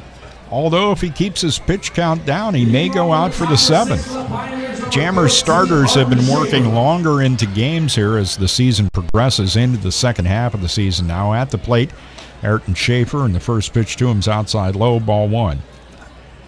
Schaefer's 2 for 2 tonight, singled in the second, and got an RBI when he starched one down the left field line, a double. Hits this one high in the air toward right. Stack is back and over to his right a bit. Makes the catch of the pop off the bat of Ayrton Schaefer, and he's out number 1. Now to bat the DH number 4, Connor Gramis. Connor Gramis steps to the plate. Gramis 0 for 2, struck out swinging 2 times. Second out of the second and the first out of the 4th inning. 1 gone and nobody aboard.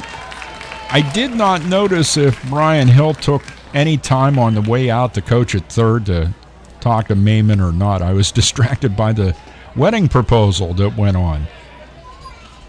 Lascala's first pitch to Connor Gramis misses, ball 1. Want to know the count? The dangerous Aubrey Major on deck. Cut and a miss on the off-speed pitch. 1 ball, 1 strike. And the Jammers have been watching the tendencies of Gramis here and seem to have him figured out. This is a short fly ball. Center fielder Valentine over in the left center area and makes the catch of the fly ball off the bat of Gramis. 2 up, 2 down. Things going well for Dave Lascala here in the top of the 6th.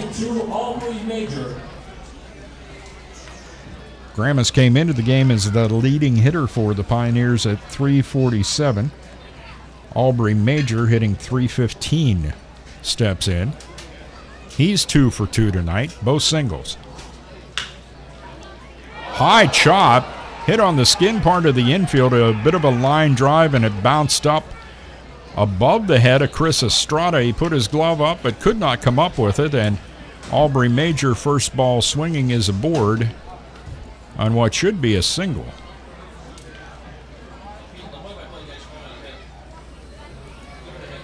Bad hop single for Aubrey Major. 7th hit of the night for the Pioneers, and first baseman Braden Combs steps up. First baseman number 24, Braden Combs. Combs, a strikeout victim, swinging, 3rd out of the 2nd. Sac fly RBI for him in the 4th when Elmira brought in 2. Elmira 3, Jamestown 2. Toss over to first by Dave Lascala, and back in safely is Aubrey Major. Major, so far on the season for the Pioneers, has not even attempted a stolen base. Another toss over, and Major's back in.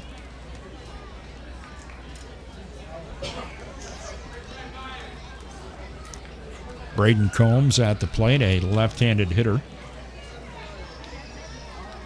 Left-handed pitcher on the hill, Dave Lascala with a change-up. Combs way out in front of it, swings and misses, strike 1. Combs from Fort Mitchell, Kentucky, and he's going to Kentucky. Just wrapped up his freshman campaign there. 0-1 the count on him here. Lascala's 0-1 pitch. Popped up, shallow right, back Standahar. In Stack. Stack calls off Standahar and makes the catch for the final out of the top of the 6th inning.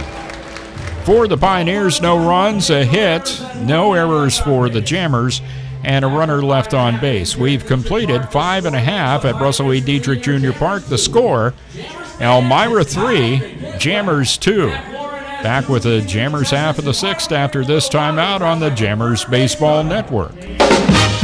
Pennswood.net Classifieds offers the freshest, most recent classified ads available with over 1,500 new ads each day. If you're looking for a reliable used vehicle, check out the multiple ads daily on Pennswood.net Classifieds. From cars, trucks, RVs, and motorcycles, you can scan the ads at Pennswood.net at any time of the day or night and find something that fits your needs. Looking for household items, student housing, or even a new pet?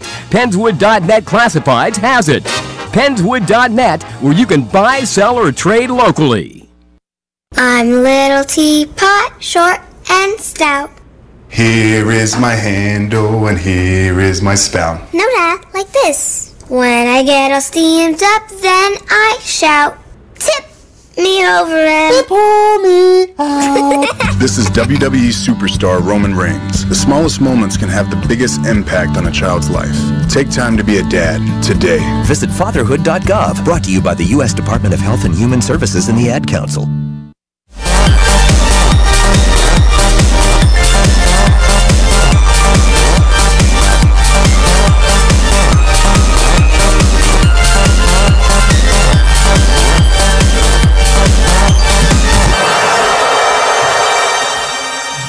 The old water balloon toss down the third base line. Some young folks having some fun with that. Just part of the fun that everyone can have here at Russell E. Dietrich Jr. Park. We hope you plan to join us Friday night right here at the old ball yard when the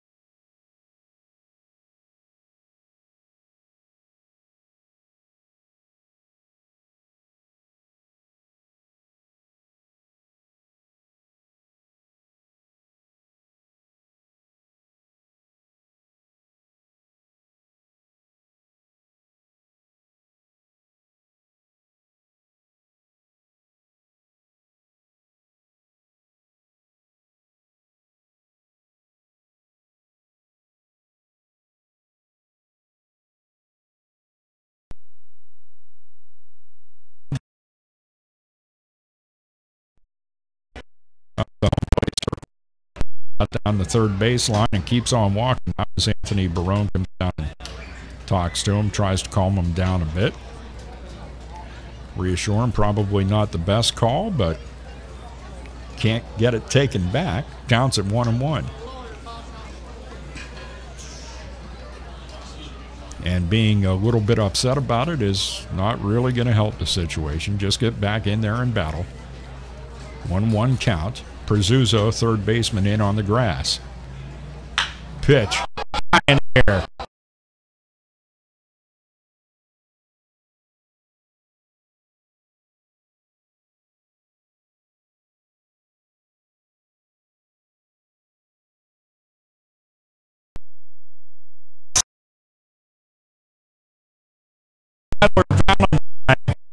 Another one of the young man's total in 2017.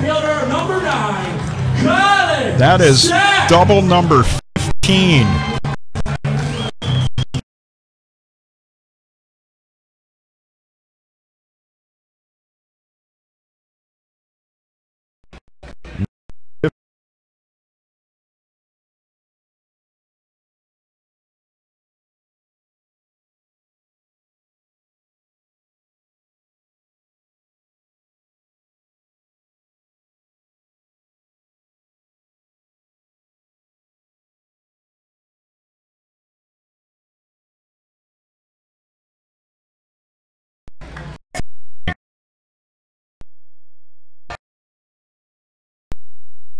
Pull off. Next pitch to Smith for ball 2. 2-0 the count. 2 on, nobody out. 3-2 the score. Ford's pitch. Nice one. Some heat on the outside corner taken by Stack. The count 2-1. Colin Stack at the plate. With runners on base, surprisingly hitting .214. And with runners in scoring position hitting .296. Got to hope for that .296 part of that equation coming through here with 2 on and nobody out. Cut and a miss. Count evens up at 2 on Colin Stack as he was swinging to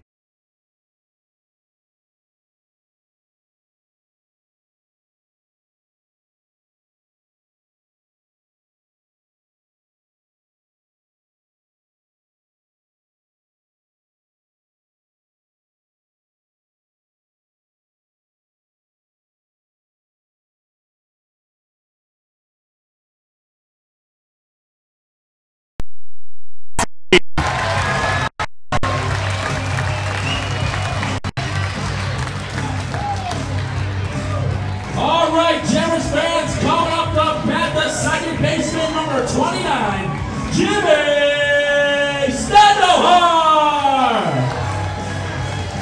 2 RBIs for Colin Stack as he chugs in to join in the discussion with Jimmy Standahar, Christian Deaton, and Anthony Barone, and that is going to be it for Parker Ford, who threw a heck of a game.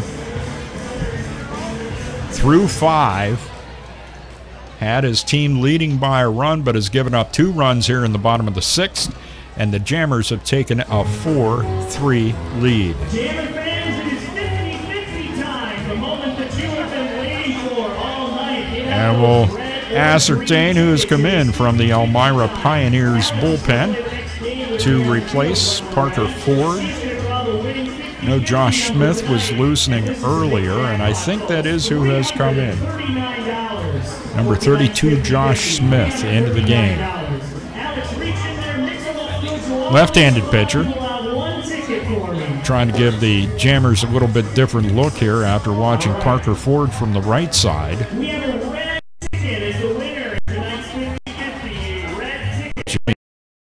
The first batter was stacked down at first and nobody out and 2 runs in. 4, 5, 4, 1, 7, 3, 6, 4, 5, 4 for $339. So we'll give you the final totals on Parker Ford in a second here. As lefty Josh Smith continues to take his warm-up tosses. 5 innings pitched for Ford, 23 batters faced, 4 runs, 6 hits, walked 3, struck out 5, 88 pitches, 54 strikes, 34 balls. As our Jammers take on the Onondaga Flames. Dave Lascawa will probably come out for the 7th. He's thrown 89 to this point and just has a tremendous strikes to balls ratio, 65 to 24. Not to mention the fact that through 6, Dave Lascava has struck out 9 Pioneers and walked only 1. We'll see what happens. As I've said before, I'm not the coach. I'd be inclined to send him out there to at least start the 7th. Josh Smith continues his warm-up tosses. Give you some season numbers on Josh Smith. He is 0-0 with a 3.60 ERA. He's pitched 5 innings, given up a couple of hits and 2 earned runs, walked 11, struck out 2, faced 26 batters, and the opponents are averaging 154 with a lefty Josh Smith on the hill for Elmira. Second baseman number 29, Jimmy Standohar.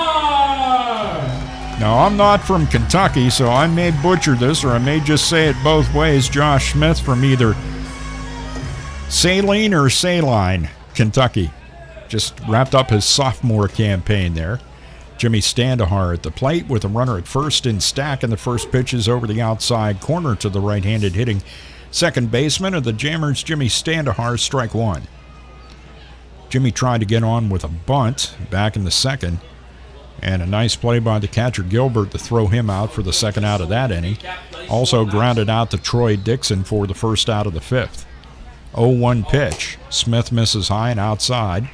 Counts even at 1-1 on Jimmy Standohar. That's the one I meant. I mixed them up. Anthony Barone with some signs down there in the third base coach's box, standing right in the corner of that box. Counts 1-1 on Standohar. Smith's pitch. There goes Stack. Cut and a miss by Standohar, and they throw out Colin Stack. Nice throw by Marshall Gilbert. Stack is caught stealing. And there's one away in the Jammers' half of the 6th.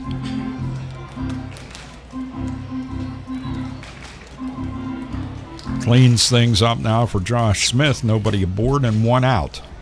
Standohar at the plate. 2 pitchers warming in the Pioneers' pen. Now one of them stops. Foul tipped into the glove of the catcher Gilbert. He couldn't handle it, and he completes the out by throwing Jimmy Standohar out at first.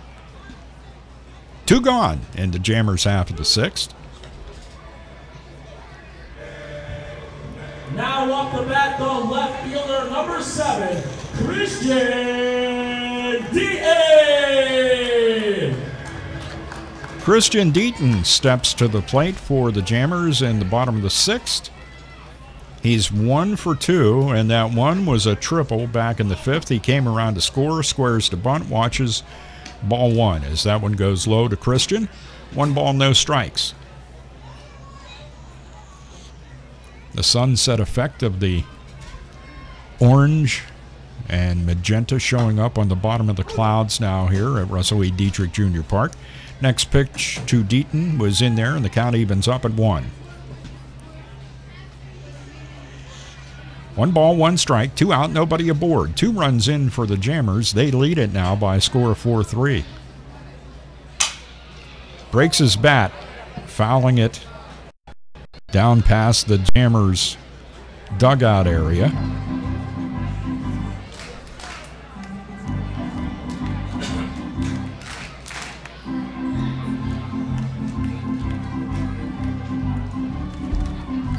One ball, 2 strikes, the count to Christian. Gets himself a new piece of lumber that's in decidedly rougher shape than the other one as far as the amount of pine tar and such down in on the handle. Christian wears batting gloves. Chances are he'll not have that bat fly out of his hands, and Deaton calls time as Smith took too long, and he probably just threw strike 3, but Josh Maiman granted Christian Deaton the time, and the count's still 1-2. 1 ball, 2 strikes. Smith in relief of Parker Ford in the dirt. Off the chest protector of catcher Marshall Gilbert, bouncing over toward that cutout down the first base line. Counts even at 2 on Christian Deaton. Deaton on base twice and 1 for 1 with a run scored. Nice night so far for Christian. 2-2 pitch on its way. Lines this one foul. That might be out in the parking lot. I don't know. He had some pop behind that foul ball. Count still 2-2 on him, though.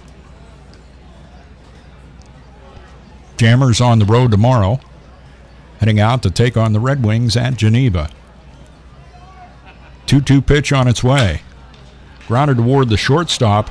After the big high hop, Brett Rodriguez runs in and catches it as it comes down to the ground and completes the out by throwing to Braden Combs. But for the Jammers in their half of the sixth, they bring across 2 runs on 3 hits, no errors for the Pioneers, and nobody left on base. We have now completed 6, and the score, Jammers 4, Elmira 3. Back with the Pioneers half of the 7th after this on the Jamestown Jammers Baseball Network. My name is Ruth Rusi. I'm a retired teacher. I'm 91 years old, and this is how I live united. I say retired, but not really. Once a week, I read books to children as part of United Way's education program. Reading to a child creates links between language and literacy. It creates a bond between grown-up and child, and believe it or not, it prepares them for a better academic future. Oh, we read about frogs and flies and pigs with wings, all sorts of juicy stuff. It's a joy to watch all those little faces. I figure I have the time and they have the need. And I've always believed that if we're not here to help each other, then what are we here for really? My name is Ruth Rusi. I help kids prepare to succeed in school. So I don't just wear the shirt, I live it. Give, advocate, volunteer, live united. Go to liveunited.org. Brought to you by United Way and the Ad Council.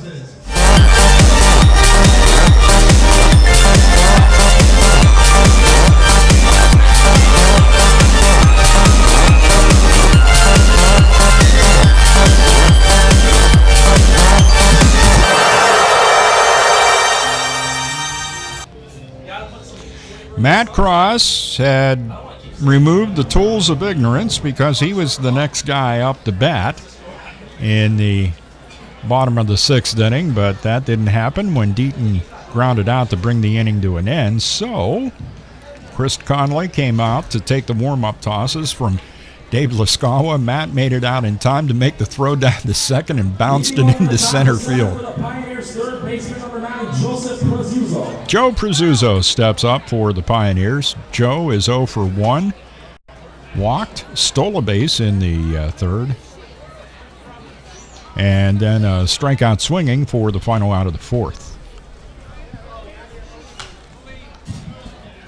Fouls off that pitch for a strike. Counts even at 1-1 on Joe Prezuzzo. 9-1-2 for the Pioneers. This has happened before and produced results for Elmira. Dave Lascawa trying to get through 7. Off-speed pitch, popped up. Center fielder Valentine over toward right center. Stack in the vicinity just in case. And it's handled by Valentine for the first out of the 7th for the Pioneers. 1 gone. Top of the order, Brent Rodriguez. Rodriguez on the night is 1 for 3. Popped out to Christian Deaton, first out of the ball game. Fly ball out to Stack for the first out of the 3rd. Singleton scored in the 5th. Off-speed pitch by Dave Lascawa, high outside, taken by Rodriguez. Ball 1. 1 ball, no strikes. Dave Lascawa hides his face behind his glove before he goes into the windup. Here's the pitch, and it's fouled back off of the home plate umpire's helmet. And he puts he's got one of those hockey goalie masks. 1-1 pitch. Outside corner, strike 2. 1 ball, 2 strikes. For Dave Lascawa, that was pitch number 98. No, I'm sorry, 95 for Dave. 95. Ahead of Rodriguez, 1-2. Lascawa's 1-2 pitch. Line drive to right field. It'll get down. It's in fair territory. Going over to cut it off is Colin Stack. Can't get to it. Rodriguez will make his way up to second base with a one-out double down the right field line. How long will the leash be for Dave Leskawa? He took a look in at the dugout. I don't think anything is happening at the moment from that end. Nope. Anthony Barone does get up and makes his way out toward the mound. Matt Cross goes out as well. Will Anthony Barone make a move or not? There's no guarantee here that that would happen. Casey Vincent is out there in the bullpen.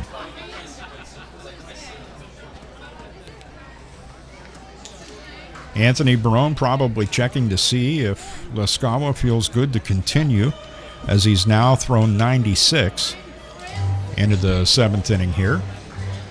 He's at least going to face one more batter, and that's going to be center fielder Colton Evans, who's 0 for 3. Dave Leskawa has struck out Colton Evans 2 times, swinging for the second out of the first, and called out on strikes on an 0-2 pitch for the second out of the third. Evans also grounded one back to Leskawa for the first out of the 5th. Runner at second base, the tying run. Brent Rodriguez, and Evans fouls off the first pitch into the third base bleacher area. What a oohing and awing, so may have caught a fan off guard. It's strike one.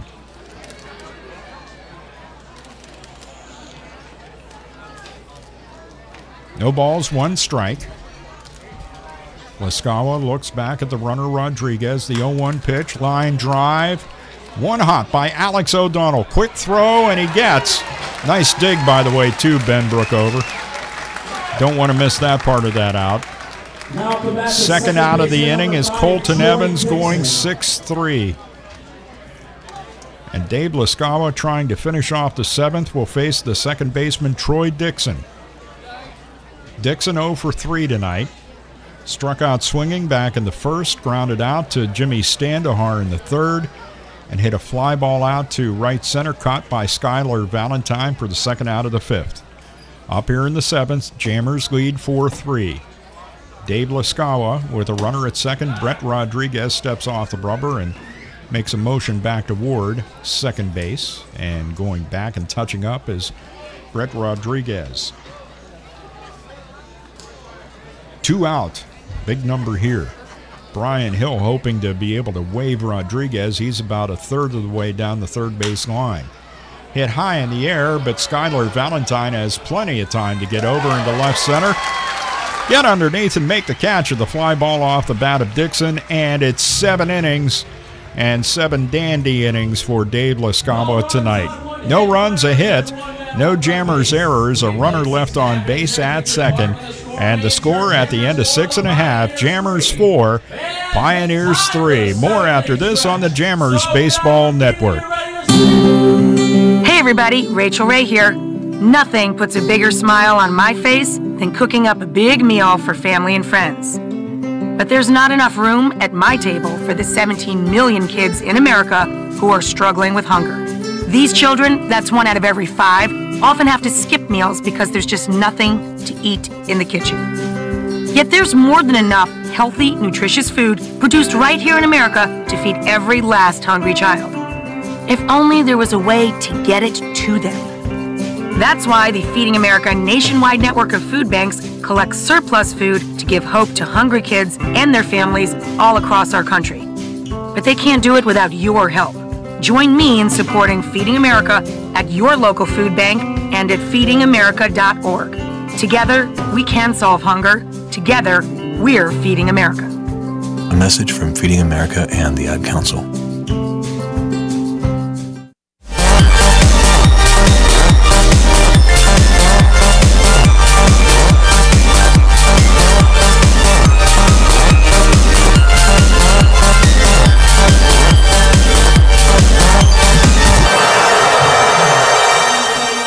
The Jammers are out shopping for insurance.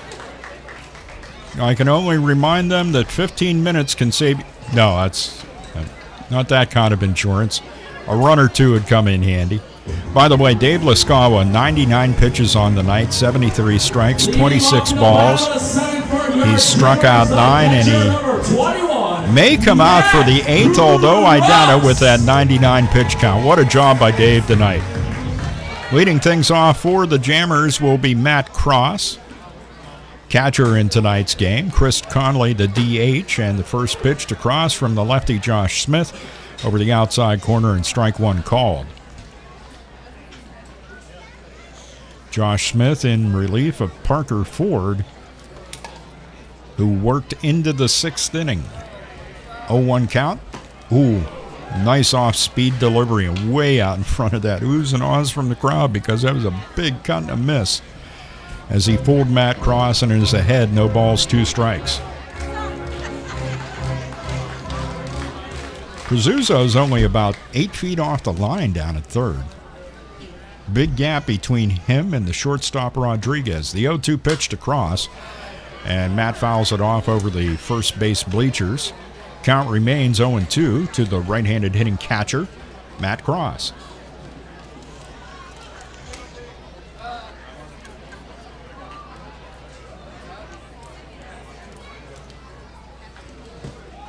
(0-2) the count and the pitch. Weakly grounded foul down the third base line. Prezuzzo fields it, that is, in foul territory, and the count remains 0-2. Pioneers scored 2 in the 4th, 1 in the 5th for their 3 runs. 8 hits overall tonight for them and no errors. Jammers with 2 in the 5th, 2 in the 6th, and 4 runs, 6 hits, and 1 error. 0-2 the count here on Cross. Lefty Josh Smith with the 0-2 pitch. Inside low, and the count now 1-2. Cross starting to have a nice at-bat here, being patient, as he has now got this at-bat up to 5 pitches. This will be pitch 6, 1-2, and he pops this one up and out of play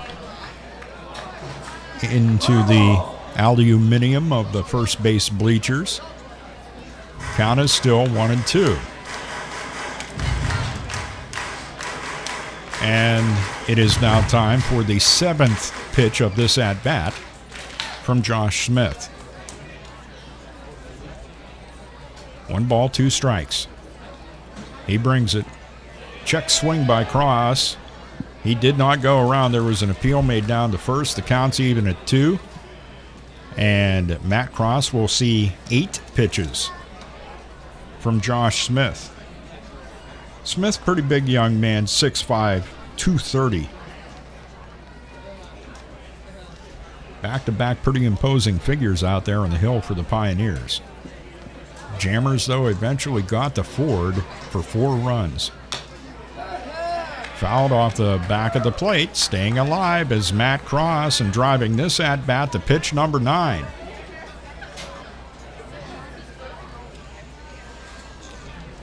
Matt Cross on the night is 1 for 2. Big RBI double back in the 5th. Also called out on strikes in the 2nd. Pops this one up over the press box. Count remains 2-2. 10th pitch of the at-bat now for Matt Cross. Is Josh Smith getting sick of looking at Matt Cross at the plate? See what he brings on 2-2. Set out there on the mound. Brings an off-speed pitch. Matt waits on it, pops it up. Smith doesn't know where it is. It's out there at second base. Troy Dixon is catching it. Josh for the first out of the inning. 1 gone for the Jammers in their half of the 7th. OD at the plate for the Jammers here in the bottom of the 7th, 0 for 2 in the night. Struck out swinging, first out of the 3rd, and hit a fly ball out for the 2nd out of the 5th. Up here in the 7th, nobody aboard and 1 out. And the first pitch to him's inside in the dirt, ball 1.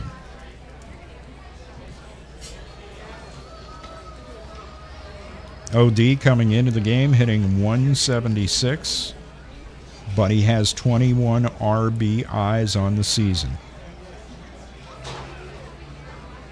second best on the team with Conley. Alex goes around on that pitch, and the count evens up at 1-1. Tried to hold back and couldn't.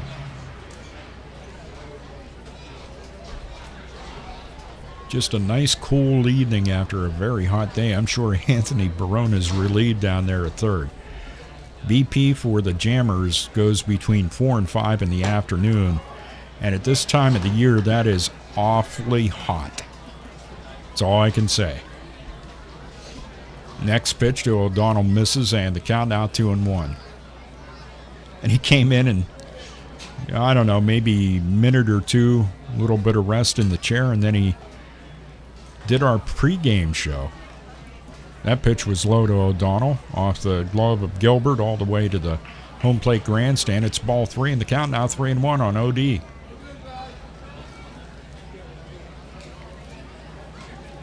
Chris Conley, the DH tonight, is on deck.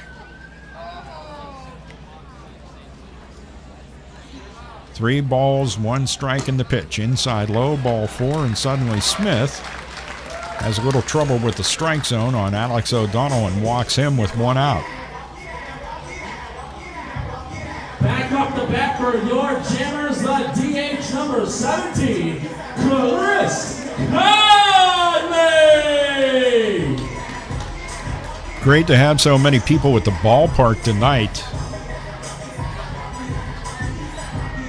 When the Jammers scored 2 there in the 5th, the cheers from the crowd outstanding, and then also bringing in 2 in the 6th. Great to hear that kind of noise here at Russell E. Dietrich Jr. Park. Conley at the plate 0 for 1, but he's been on base twice, and the first pitch is off the tip of the catcher's mitt.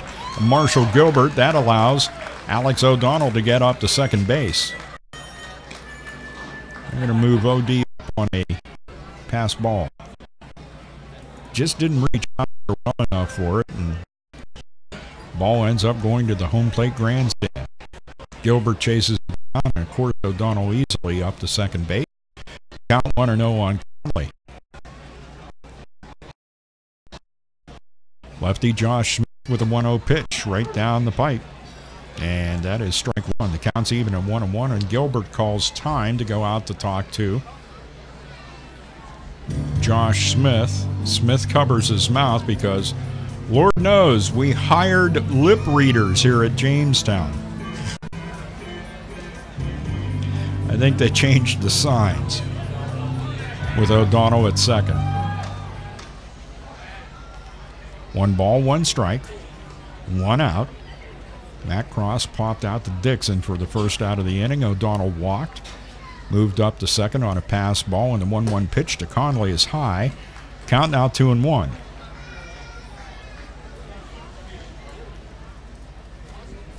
Jammers season got off to a great start. We're now into the second half of the season. Fresh back off of a productive road trip, winning 2 on the road.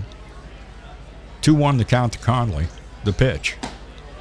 On the inside corner, taken by Christ. I think he probably knew that was going to be called a strike, even though he backs out of the left-hander's batter's box out to the edge of the home plate cutout area. Count even at 2 with O'Donnell at second.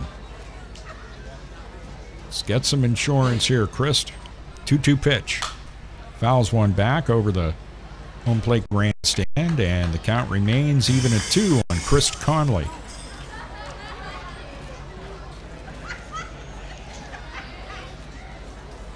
Conley, a good guy to have at the plate with runners in scoring position, hitting .452.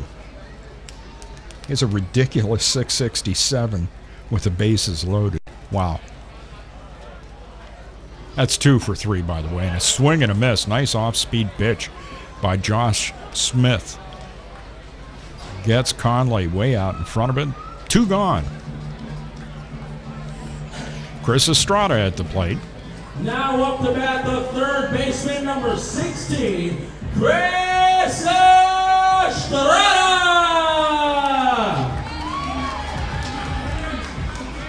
Estrada added to his team-leading RBI total by picking up RBI number 23 back in the 5th when he singled. Chance to maybe get another one here with O'Donnell at second and 2 out. First pitch on the outside corner taken by Chris, strike one called.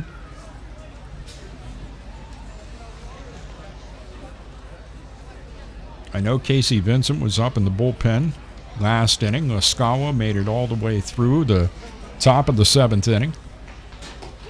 That pitch is high, and this time a little bit too high for the liking of home plate umpire Josh Maiman. Taken by Estrada, and the count evens at 1.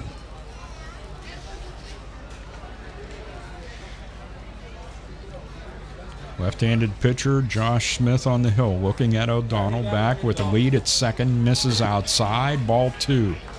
2-1 the count. Gilbert tried to frame it, didn't get the call, held it there for a while, still didn't get the call. Estrada hitting against left-handers at .385 compared to a .242 mark against righties. 2-1 pitch. Line drive, deep to left field, down the line, fair.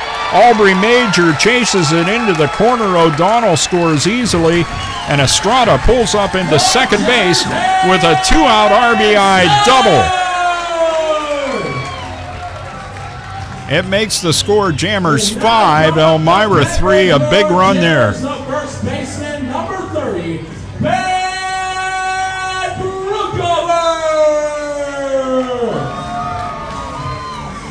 Brookover at the plate now for Chris Estrada. Believe it or not, as many RBIs as he has, that's only his 3rd double of the season. Brookover at the plate now with Estrada at second and 2 out. Lefty Josh Smith on the hill, and the first pitch is in there, strike one. Against left-handers, Ben Brookover is hitting .375, hitting righties at a .301 pace. No balls, 1 strike, 2 out. Estrada at second, a run in here in the bottom of the 7th. And Ben shatters his bat, charging, throwing, and getting. What a dig at first base by Braden Combs to get Ben Brookover for the final out in the 7th. For the Jammers, it's a run on a hit. No errors for the Pioneers, and 1 runner left on base. We have completed 7. And the score, Jammers 5, Elmira 3. More after this on the Jammers Baseball Network. Hey, there he is. How's it going? I'm having a stroke. Are you going to shake my hand or what? I'm having a stroke. Wow, you're not even moving your arm. I'm having a stroke. Are you okay? I'm having a stroke. Your face looks weird too. I'm having a stroke. Are you having a seizure or something? I'm having a stroke. When someone is having a stroke, they may not be able to say it with words, but their body language will tell you loud and clear. I'm having a stroke. You just need to know the sudden signs. Look for FAST, F-A-S-T. F, face drooping. A, arm weakness. Or S, speech difficulty. Then T, time. Time to call 911 immediately, because the sooner they get to the hospital, the sooner they'll get treatment. And that can make a remarkable difference in their recovery. Know the sudden signs. Face, arm, speech, time. Spot a stroke fast. Visit strokeassociation.org. Brought to you by the American Stroke Association and the Ad Council.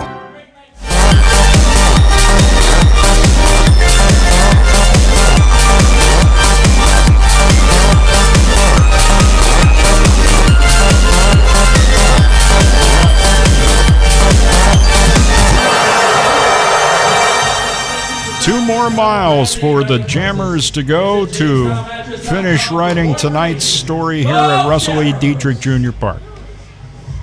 They are leading it by a score of 5-3, and not that I am prescient or able to predict the future, but Dave Laskawa's night is done, and Casey Vincent does come in from the bullpen to pitch here in the top of the 8th against the Elmira Pioneers. Once again, those final numbers for Dave.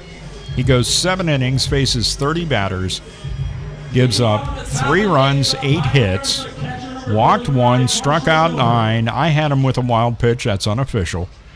and 99 pitches, 73 strikes and 26 balls. And before Vincent gets started, Matt Cross comes out from behind the plate to perhaps review the signs, while the catcher for the Pioneers, Marshall Gilbert, waits to get into the batter's box and face Casey Vincent. Casey Vincent against the Pioneers. It's not pretty. This is his third game. He's been in 2, pitched 2 innings. He's 0-1 with a 13.5 ERA against Elmira. First pitch is over the outside corner, taken by Gilbert, strike 1 called. No balls, 1 strike. Gilbert, the right-handed hitting catcher, and the 0-1 from Casey Vincent. Popped up. O'Donnell out into shallow center. Valentine coming in. Standahar seems to have a better beat on it than anybody. I don't think OD had it, and I don't think Valentine had it either, so it was a good thing that Jimmy was out there to catch that pop-up off the bat of Gilbert for the first out of the top of the 8th inning. 1 gone. Ayrton Schaefer at the plate. Schaefer, 2 for 3. Singled in the second. Picked up an RBI with a double in the 4th down the line and a fly ball out the stack for the first out of the 6th. First pitch by Vincent misses, ball 1.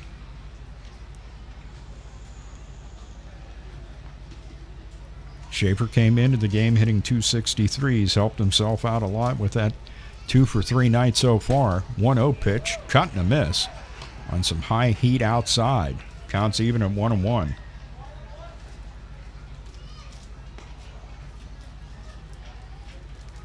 Ayrton Schaefer playing in right field tonight.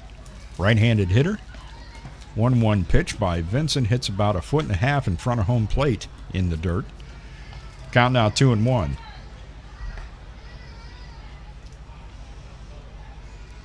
Schaefer hitting 267 in the previous games against the Jammers. Fouls that pitch back, and the count's even at 2. 2 balls, 2 strikes. Casey Vincent starting a good bit for the Bonnies of St. Bonaventure this past season. Out here in a relief role, as he has been doing all season for Anthony Barone's Jammers.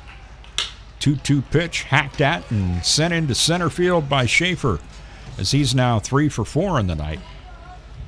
And it'll bring up the DH, Connor Grammas. Grammas on the night is 0 for 3. 2 strikeouts swinging, and a fly ball out to left center that was caught by Skyler Valentine. It was in the air, and it was between Olean and Erie.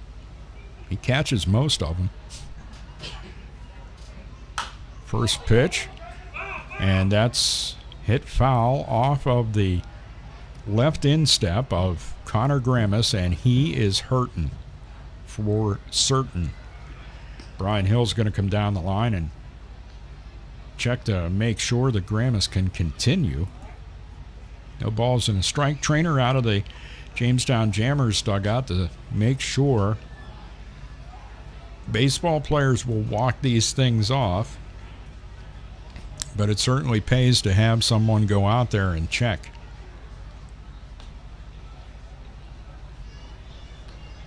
And I think he went right off that bone that sticks out on your ankle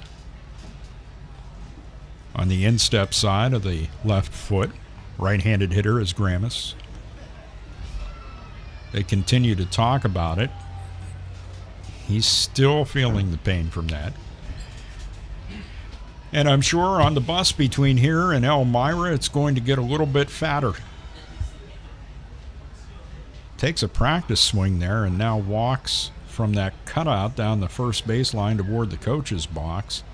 Now heads back over, and home plate umpire Josh Mayman checks to make sure he's okay and calls Matt Cross back from the pitcher's mound. He was out there talking to Casey Vincent.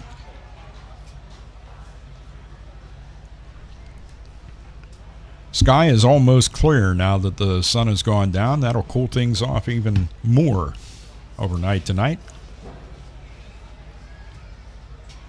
0-1 the count.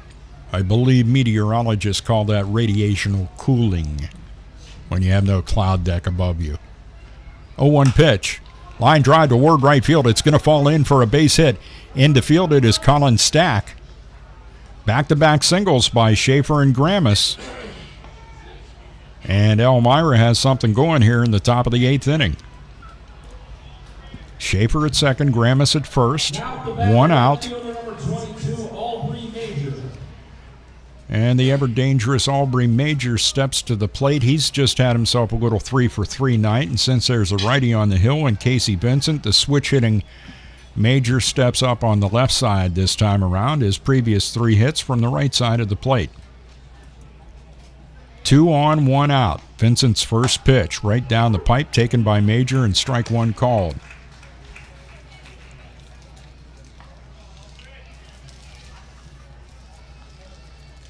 No balls, 1 strike, 1 out, and 2 on for the Pioneers. Jammers up by a pair. We're in the top of the 8th inning. Vincent getting the sign from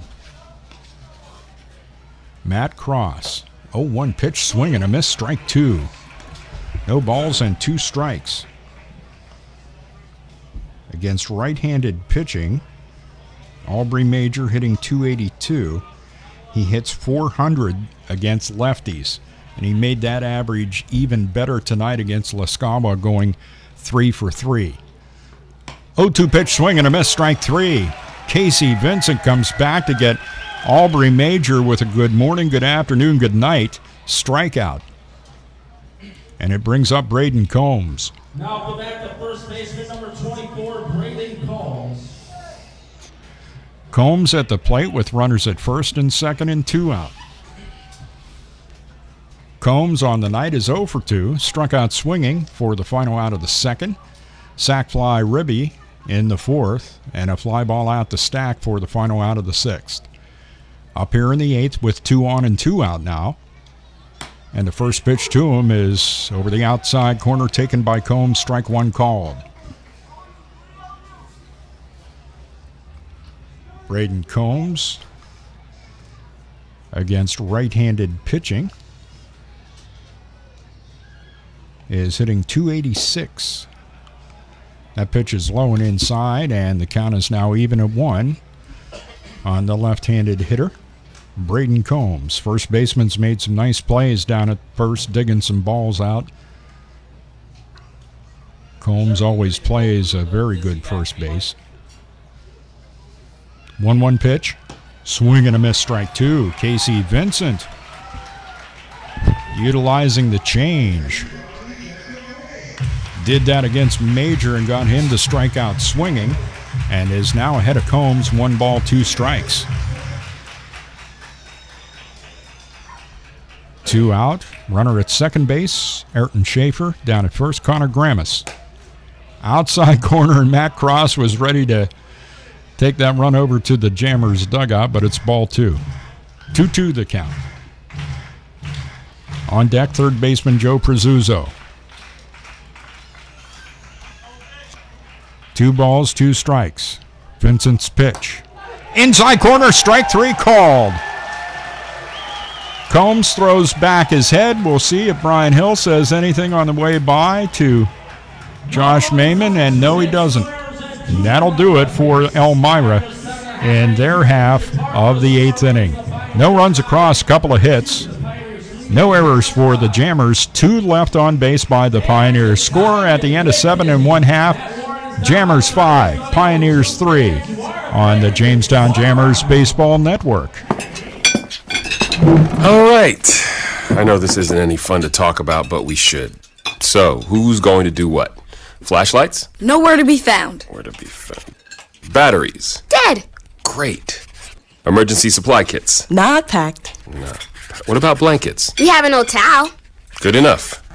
Cell phones? May not work. Emergency water? Not a drop. And what about food? Nope. Perfect. We all know where we're meeting if we're separated, yeah? The library. Aunt Joan's house. The bus stop. Great. And I'll be waiting here wondering where you all are. Sounds like we don't have a plan.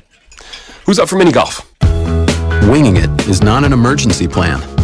Make sure your kids know what to do during an emergency. Who to call, where to meet, what to pack. Visit ready.gov/kids for tips and information. A public service announcement brought to you by FEMA and the Ad Council.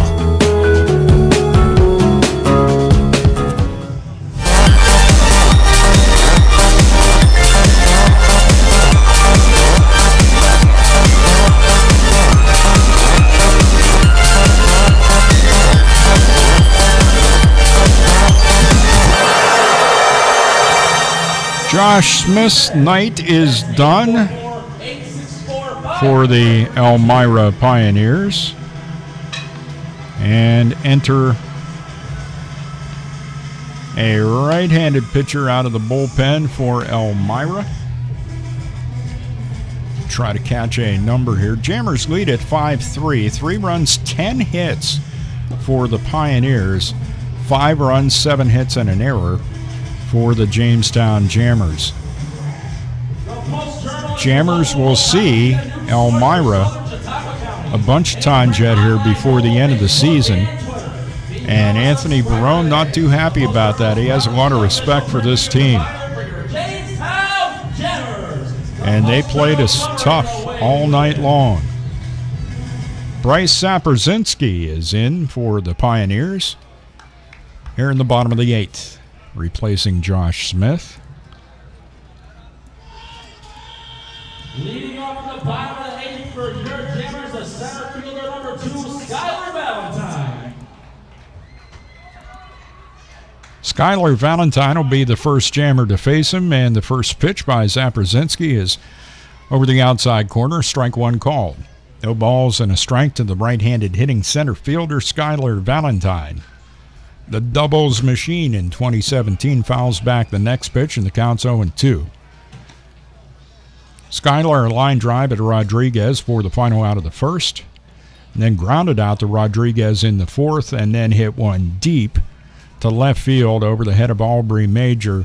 A double back in the 6th with Brookover on base, and eventually they both came in to score. Marshall Gilbert, the catcher, calls time and goes out to talk to Bryce Saperzinski. Saperzinski is from Mansfield, PA, and he's attending Mansfield. Wanted to stay at home. Not too far over the border from Elmira. Saperzinski is a freshman there. Good baseball school, Mansfield. 0-2 the count on Valentine. And the 0-2 pitch. Grounded foul and past Anthony Barone. Bounces off the tarp. Anthony starts down toward it. And it looks like it's been charged to one of the bullpen folks to get that one. 0-2 pitch. Hit in the air toward right field. The right fielder started in. Schaefer then has to go back a couple of steps after he did that, and he catches the fly ball off the bat of Valentine for the first out in the bottom of the 8th. Now up the bat for your Jammers, the right fielder number 9, Colin Stack. Colin Stack steps in. Fly ball out to center fielder Evans for the first out of the 2nd. Then struck out swinging on an 0-2 pitch in the 4th. And then drove in Valentine and Brookover back in the 6th inning when the Jammers took the lead at 4-3. He was then caught stealing after that. Cut and a miss. As Saperzinski blew that by him, strike 1. No balls, 1 strike. Nobody aboard, 1 out in the bottom of the 8th. Jammers up by a pair. The 0-1 pitch on its way.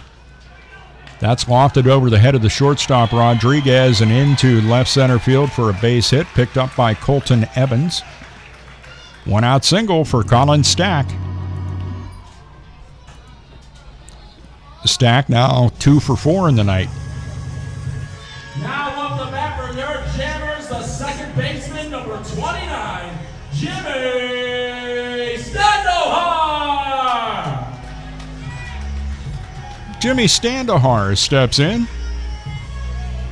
Jimmy is 0 for 3 on the night. Very unusual for the young man. So I'd say he's overdue to get on base here. And a toss over to first. Stack dives back in safely. I don't want to jinx Stack. I'm not going to tell you what his stolen base numbers are. I think I jinxed him last time. Saperzinski comes to the plate. Standohar fouls it off over the first base bleachers and out of play. Strike one. No balls and a strike to Jimmy Standohar. Jimmy at second base tonight. He's played a number of different positions in the field. Left, right, second base.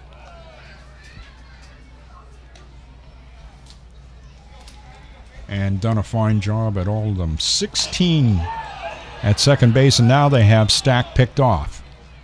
Second baseman, make that the shortstop. Rodriguez throws to the pitcher, and he eventually tags out Colin Stack. Picked off this time as it goes 1-3-6-1.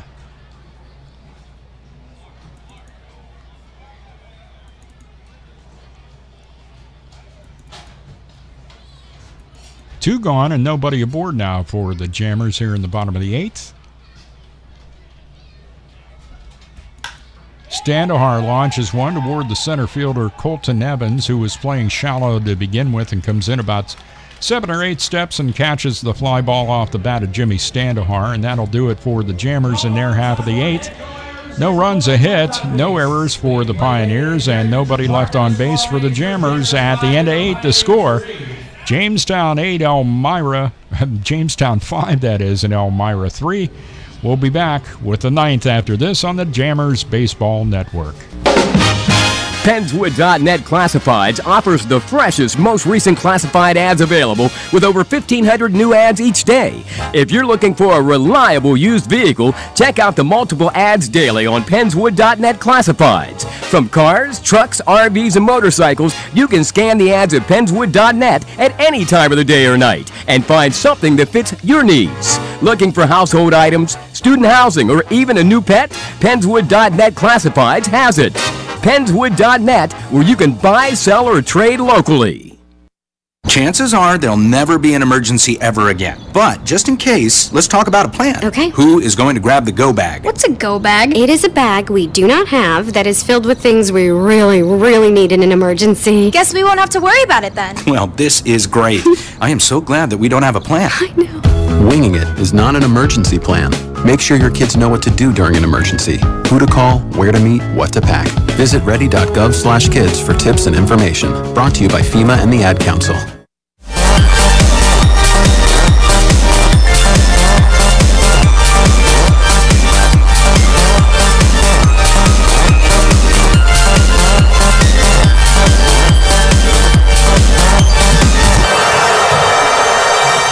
Type of thing you see for a major league club, as the Jammers have a pitcher that goes through 7.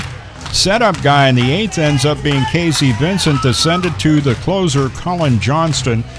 And if you had to categorize Colin in any way, Big Red would certainly be the closer. This will be his 14th appearance of the season.